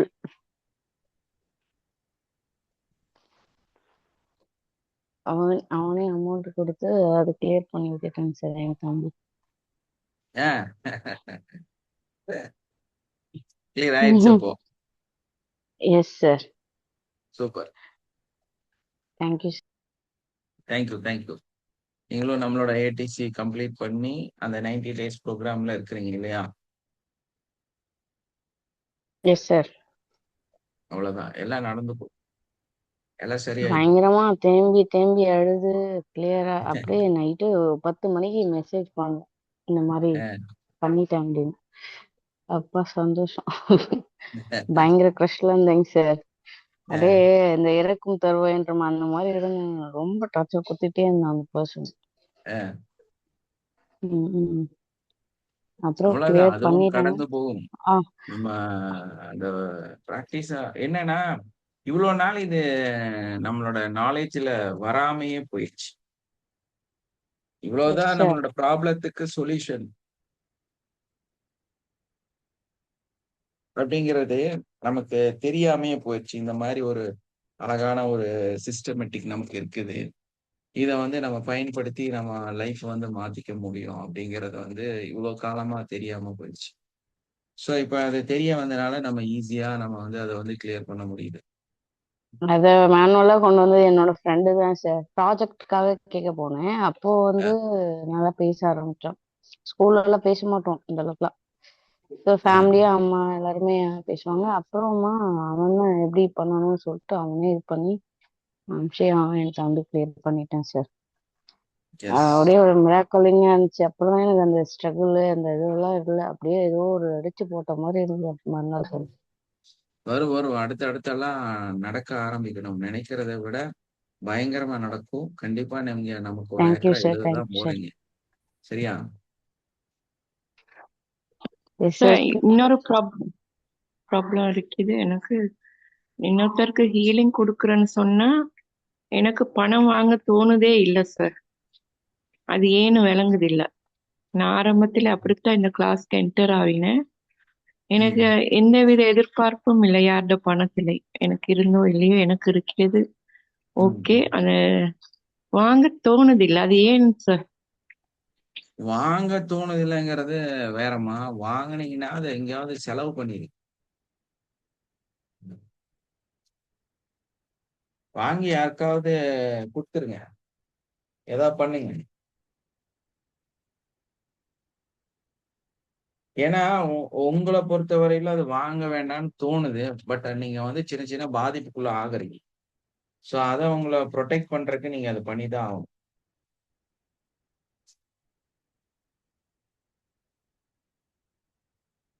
ஏதோ ஒரு சின்னதா நீங்க ஏதோ ஒண்ணு பண்ணிதான் ஆகும். ஏன்னா உங்களுக்கு அந்த ப்ராப்ளம் வரலைன்னா நான் சொன்னது ஓகே. அந்த மாதிரி நிலை அதுக்கு ரொம்ப வேல்யூ இருக்குதுமா. நீங்க நினைக்கிற மாதிரி எல்லாம் இல்ல. சும்மாலாம் சடால்னெல்லாம் நான் சொன்ன அந்த இடத்துக்கு போக முடியாது.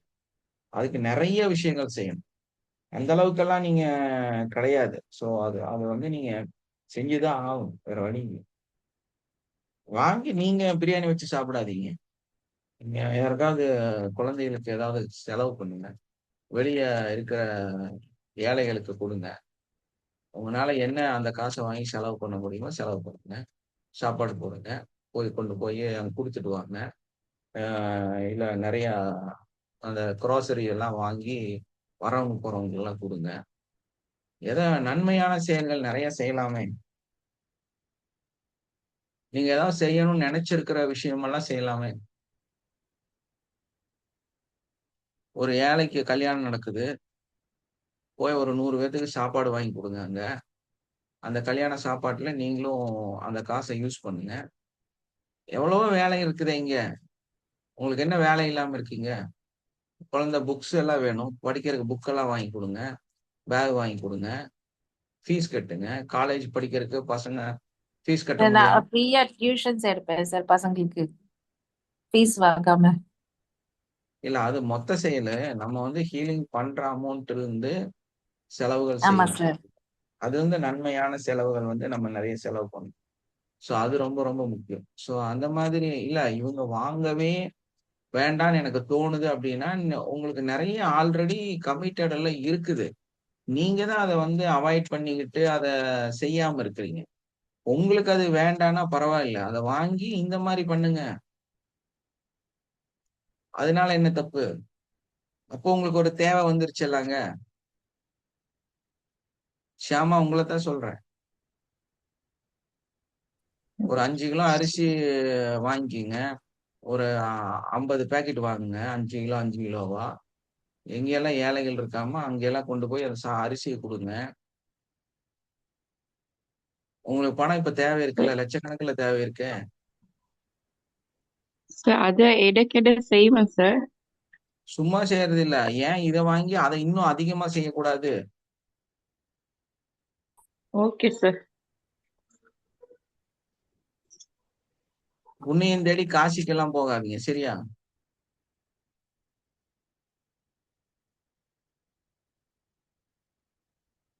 புண்ணியம் தேடி காசிக்கெல்லாம் போக வேண்டிய அவசியம் இல்லை. உங்களுக்கு பக்கத்திலேயே புண்ணியம் இருக்கு, அதை தேடுங்க ஃபர்ஸ்ட். சோ அதையெல்லாம் மறந்துட்டு நமக்கு யார் இந்த உலகத்துல தேவையில்லாத மனிதன் இருக்கிறா? யார் இருக்கிறா? ஃபர்ஸ்ட் ஆஃப் ஆல் நீ உனக்கு கமிட்மெண்ட்டை நீ உருவாக்கிக்கிறது இல்ல. தேவைகளை உருவாக்காம தேவையில்லைன்னு சொல்லிட்டு இருக்கிற யார் இருக்கிறா? தேவைகள் வந்து நிறைய இருக்குது. நம்ம தான் கமிட்மெண்ட்டை உருவாக்குறது கிடையாது. நம்ம சோம்பேறியா இருக்கோம். அப்ப நம்ம வேலையை ஆட்டோமேட்டிக்கா நம்ம செய்யும் போது கமிட்மெண்ட்டை உருவாக்குனீங்கன்னா உங்களுக்கு தேவைகள் தன்னைத்தானா வந்துடும். தேவைகள் வந்து ஆட்டோமேட்டிக்கா அருள் வந்துடும், ஆட்டோமேட்டிக்கா ஐஸ்வர்யம் வந்துடும், எல்லாமே நடக்க ஆரம்பிச்சிடும்.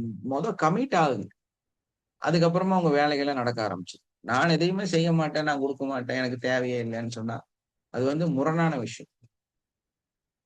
எல்லாம் செலவு பண்ணுங்க, நல்லா குழந்தைகளை பார்த்துக்குங்க, வீட்டுக்கு பார்த்துக்குங்க, நிறைய அவங்களுக்கான விஷயங்கள்லாம் செய்யுங்க. உங்களுக்கு முடிவு அதிகமா இருக்குன்னா வெளியே கொடுங்க. உங்களை மாதிரி எத்தனையோ பேர் இருக்கிறாங்க, அங்க கொண்டு போய் செலவு பண்ணுங்க. செலவு பண்றக்கா வழி இல்லை இந்த உலகத்துல. ஏன் நம்ம எதையோ நினைச்சுக்கிறது, நம்மளா எதையோ சொல்லிக்கிறது, நம்மளே நம்மளை வந்து ஏதோ பண்ணிக்கிறது, இதெல்லாம் உண்மை கிடையாது. ஓகே ஓகே வேற சரி, ஓகே, ஒரு மெடிடேஷன் பண்ணலாமா?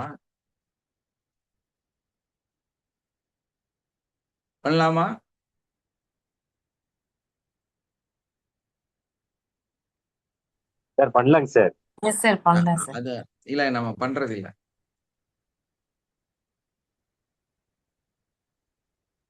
மெடிடேஷன் வேண்டாம். எஸ் சார், பண்ணலாங்க சார். சார் இல்ல, அதுக்கு மட்டும் ஓடி வந்துடுறது எப்பவுமே.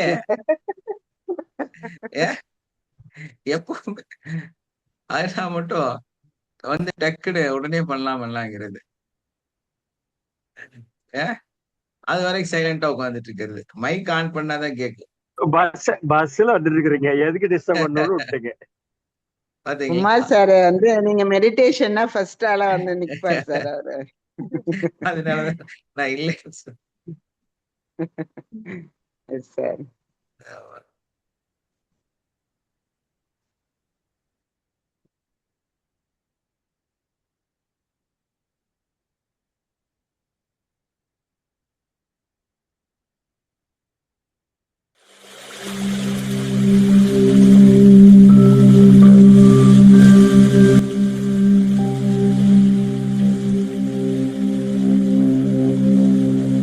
Close your eyes. உங்க கண்களை மூடி உங்களுடைய மனசை ரொம்ப ரிலாக்ஸா, உங்களோட உடலை வந்து தளர்த்தி கொண்டு அந்த ஆனந்தத்தையும் பேரானந்தத்தையும் அனுபவிக்கும். உங்களுக்குள்ள இருக்கக்கூடிய அந்த எல்லா நிகழ்வுகளையும், எல்லா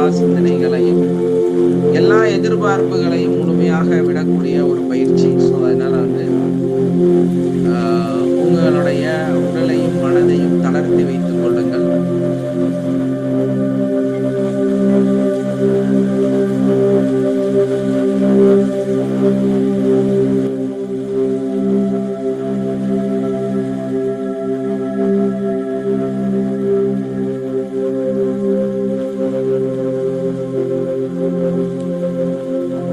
நார்மல் பிரீத்திங். உங்களுடைய சுவாச காற்றை கவனிங்க. நீங்க சுவாசிக்கக்கூடிய ஒரு சுவாச காற்றிலும் உங்களோட உடலும் மனமும் மிக ஆரோக்கியமாக மாறிக்கொண்டே இருக்கிறது.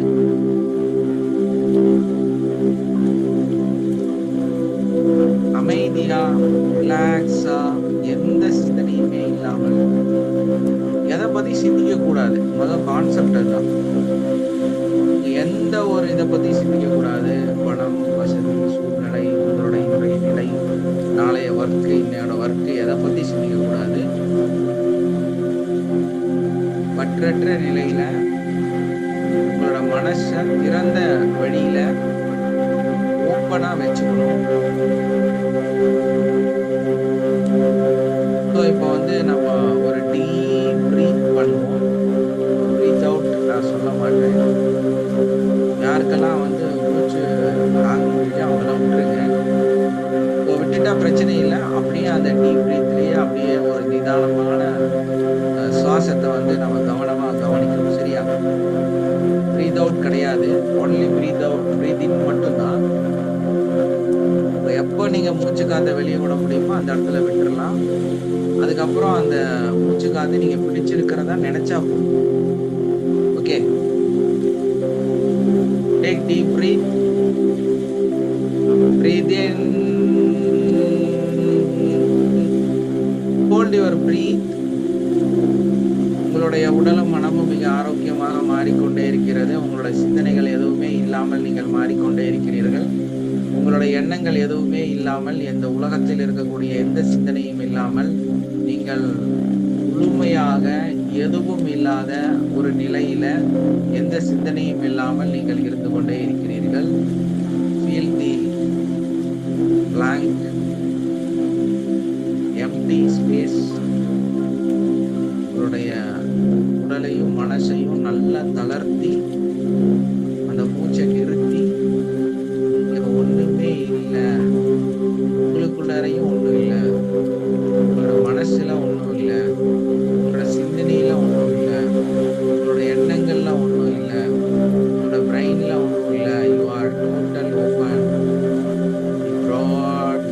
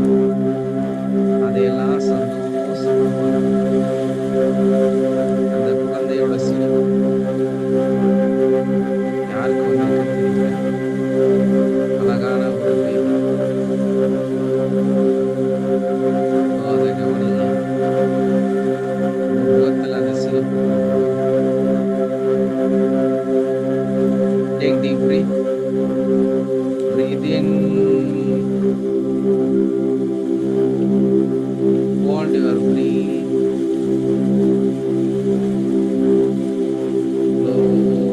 Slowly breathe out.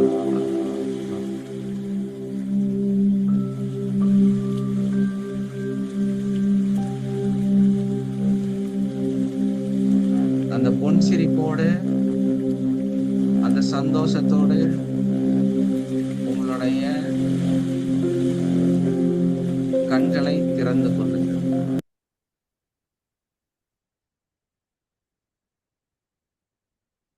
Normal breathing, relax.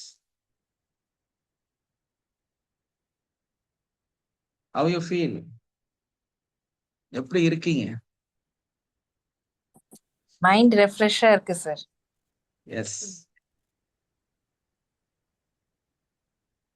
Sir பாடி எப்படி ஒரு இருக்கு? நல்ல ஃபீல். பாடி ரொம்ப லைட்டா இருக்குங்க சார், ரொம்ப ரெஃப்ரெஷ்ஷா இருக்குங்க சார். பட் ஆனா எனக்கு ஃபர்ஸ்ட் கண்ணை மூடி உட்கார்ந்த உடனே ஒரு சின்ன ஒரு பொண்ணுங்க சார், ஒரு 5-6 வயசு பொண்ணு இருக்கு சார், ரெட்டை ஜடை போட்டுட்டு முன்னாடி வந்து நிக்குதுங்க சார். யாரோ ரொம்ப கையில நேரம் குழந்தைய போல பார்த்திருக்காங்க, பேர குழந்தைய பார்த்திருக்காங்க. அப்படிங்களா சார்? ஸ்கூல் ஸ்கூல் ட்ரெஸ்ல ஸ்கூல் ட்ரெஸ் மாதிரி தான் சார் இருக்கு. நல்லா Yeah. ஒயிட்டா இருக்கு. குழந்தை அப்படியே நல்லா கண்ணு நல்லா ஊத்திட்டு ரெட்டை ஜடை ம். போட்டு கட்டி இருக்கு சார். வந்து Yeah. நிக்கிறாங்க சார். அப்புறம் ரொம்ப நேரம் Super. இருந்தது. அப்புறம் நான் என்ன ஃபீல் பண்ண ஆரம்பிச்சதும் அது அப்படியே இதுவாயிடுச்சு. இப்போ கையெடுத்து கண்ணில் வைக்கும்போது நல்ல ஒரு ப்ளூவும் ஒயிட்டும் அப்படி மாறி மாறி வந்தது சார். எனர்ஜி ஃபுல்லா இருந்தது சார். கண்டிப்பா. அது என்னன்னு தெரியலைங்க சார். அந்த குழந்தை கொஞ்ச நேரம் அப்படியே இருந்தது. சரி, நான் பாட்டுன்னு யாரோ இருக்கட்டும்னுட்டு அப்புறம் நான் அப்படியே ஃபீல் பண்ண ஆரம்பிச்சேன் சார் நம்ம இதுல. S S. சில சார் டைம்ல உங்க எனக்கு எக்கோவா வந்து இருக்கும். எஸ்மா. என்னங்க சார்? என்னோட அக்கௌண்ட் சார் இருக்கலாம். இருக்கலாம் சார், தெரியல.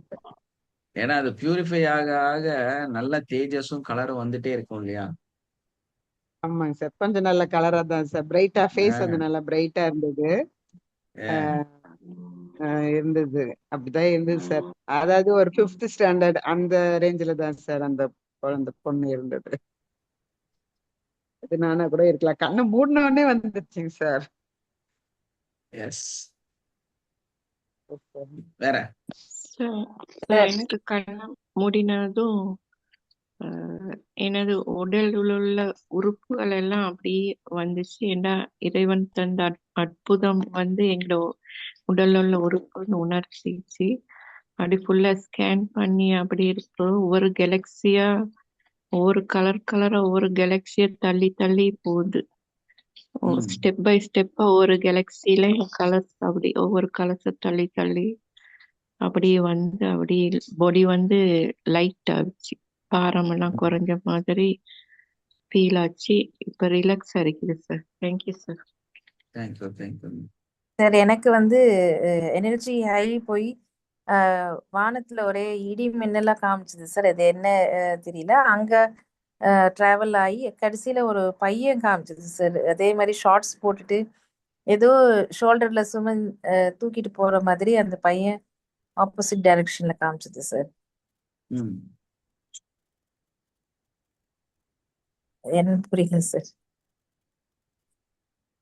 ஏதோ உங்க கூட இருக்கிறவங்க மேபி உங்க சன்னே வந்து ஏதோ கவலைகளை தூக்கிட்டு நடக்கிறாரு, அந்த மாதிரி ஏதாவது கான்செப்ட் ஆகும். Okay sir. ஓகே. வேற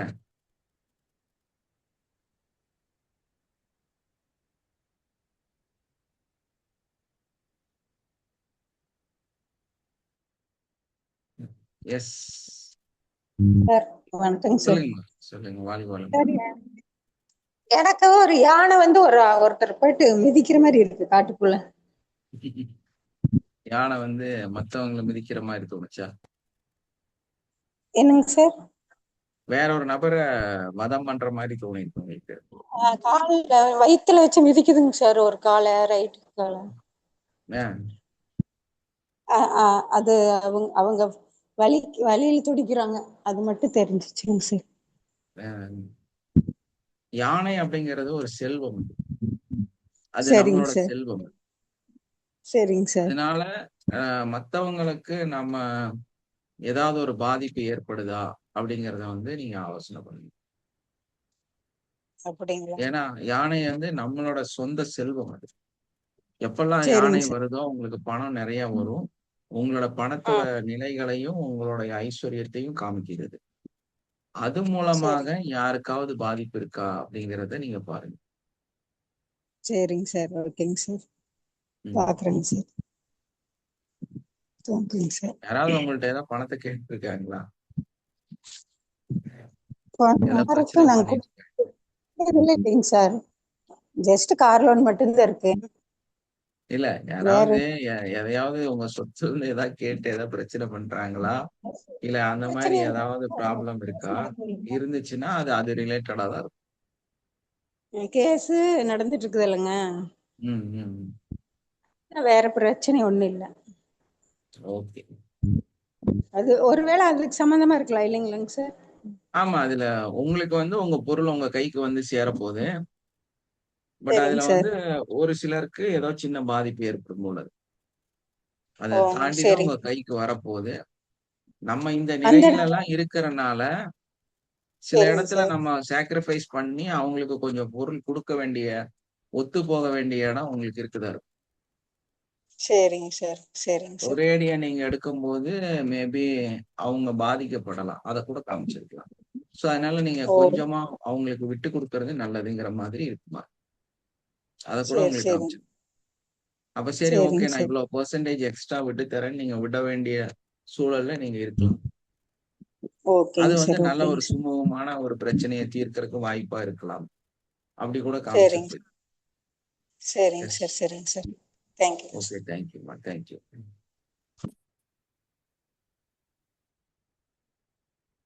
வேற வேற ஓகே. நம்மளோட 8 மணி ஆயிடுச்சு, அதனால நம்ம வைண்ட் அப் பண்ணிடலாம். ஓகே,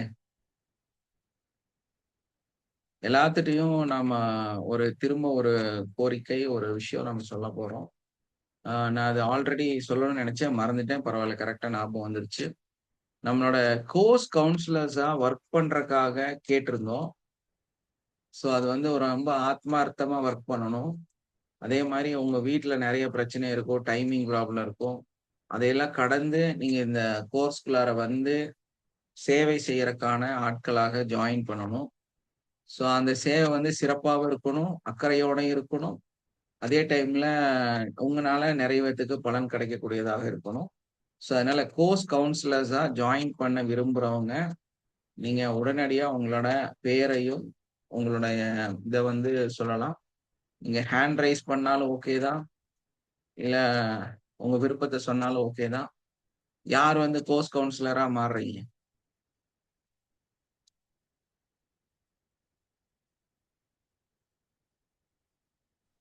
யாருக்குமே ஐடியா சார் இல்லையா? எனக்கு நான் உங்ககிட்ட அது என்னென்ன ஒர்க் என்னங்கிறத தெளிவா கேட்டுட்டு ஆன்சர் பண்றேங்க சார்.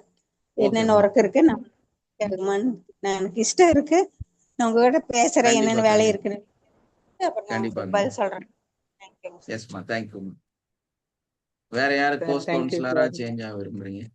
எஸ்மா, வாழ்க வளமுடன் சார். எஸ்மா, வாழ்க வளமுடன். குரூப்ல என்ன ஜாயின் பண்ணிட்டீங்க சார். ரொம்ப நன்றிங்க சார். கண்டிப்பா என்னால முடிஞ்சது கண்டிப்பா நீங்க செய்வேன் ரொம்ப சார். பிஸியில இருந்தீங்க, ஸ்ட்ரெஸ்ல இருந்தீங்க, அதனாலதான் சில குரூப்ல ஜாயின் பண்ண வைக்கல. இருக்கு ஏன்னா சார், பரவாயில்லைங்க சார். எனக்கும் கரெக்டா இருக்குங்க சார் ஒர்க். நீங்க அது எனக்கு அந்த டைமிங்க்கு ஏத்த மாதிரி தான் சார் இருக்கு. ஒன்றும் நான் அதை ஒன்றும் ஃபீல்லாம் பண்ணுங்க சார். ஓகே. வேற தேங்க்யூ. வேற யாரு கோர்ஸ் கவுன்சிலரா ஜாயின் பண்ண விரும்புறீங்க?